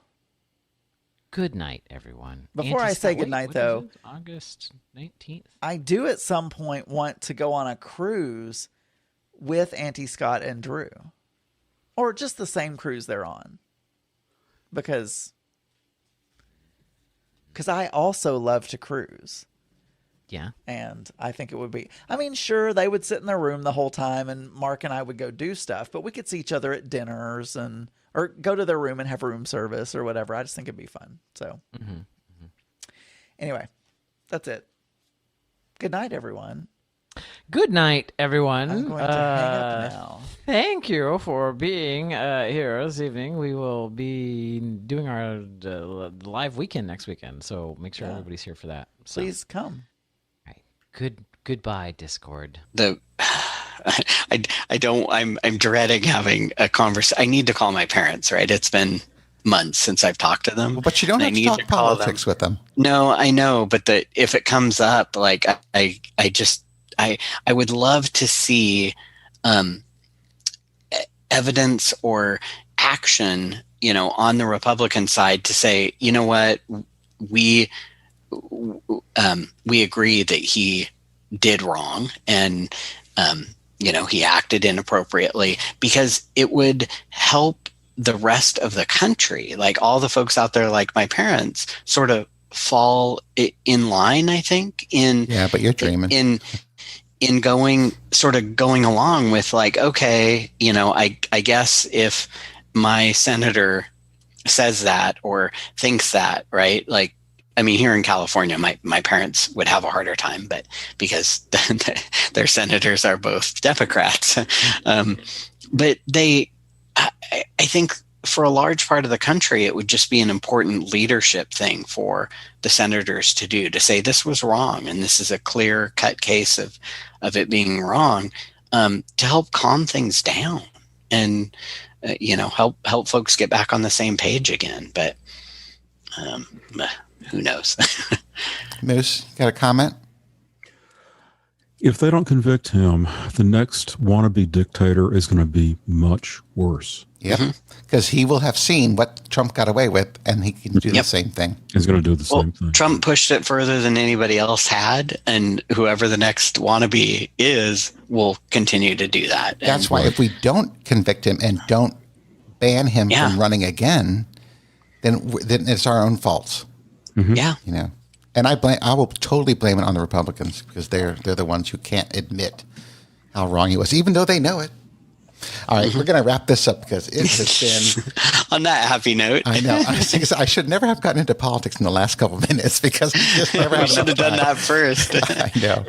No, I will add one extra thing before we go. Okay. Because I never commented about the traveling. Like, one of the things I've struggled with is we looked at going away, like, even this summer for our anniversary, my husband and I. And one of the challenges, I can totally identify, Moose, with you and your husband, because one of the things we talked about was, like, what are we going to do if we go somewhere? And I'm excited about the opportunity to travel, but it's challenging to figure out, like, what do you do? Like, if you go somewhere, Vegas is as crowded as ever, because we've seen pictures of people there, and people aren't necessarily wearing masks. And, it's like, do I want to be in that? Vegas is hard enough anyway. But do I want to be in that massive people? So the traveling stuff is, I'm really going to be interested to see how things go with, traveling and what our options, our opportunities are. Well, Moose can fill us in when he comes back from his little vacation in a couple weeks. I doubt we're going to go anywhere, but I don't know. I would love to go somewhere though.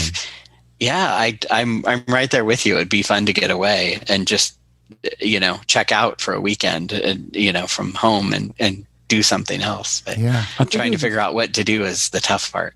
I think it'd be safer to rent like a cottage that has its own kitchen. And we thought about that, like a little condo or something somewhere where you'd had your own facilities and you can just enjoy, some scenery on the beach or something. And that's actually what we did last August when we did our wine vacation in Virginia wine country.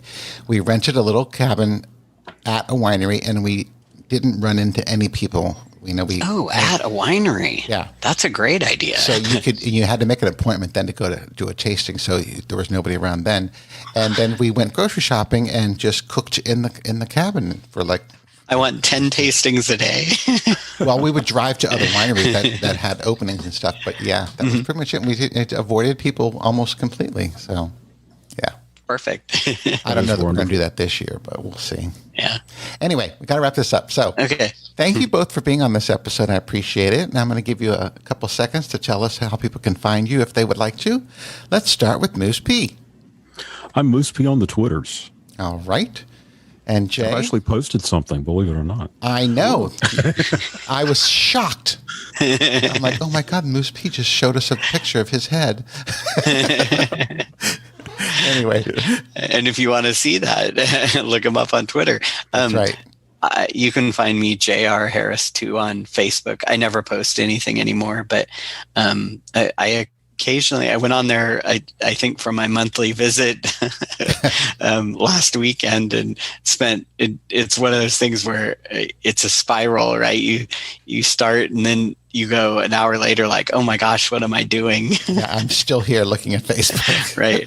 Yeah. So I check in occasionally, but not much. But you can find me there. Okay, very good. All right. Well, once again, thank you. And you guys are going to say goodbye with me here, and then we will play the closing music. So until next time, bye. Bye.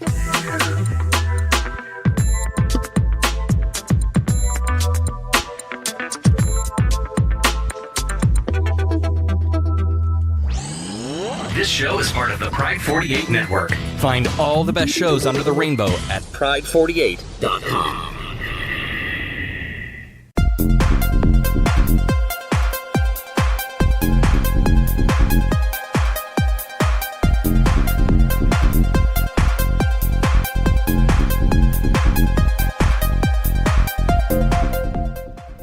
Today is Wednesday, February 24th, 2021, and my name is Adam. Hello, everyone, and welcome to Geeky Gay. This is the show where I talk about my life 5 days a week, and you listen, and today is no different. Today was incentive announcement day at Walmart. And I won't give, I give way too much of my life details. I give way too much of my details, and I shouldn't. And I even, on the last Mix Minus, I even went into how much I get paid, which I shouldn't. And I'm just a very open person about a lot of things. There are some things in my life that I'm not. People think that I'm just an open book on all of my podcasts. I tell my real name. At various times, I've talked about how much money I make or don't make. I've talked about how much I spend on my house, how much I spend on my car. Like all these things I've talked about.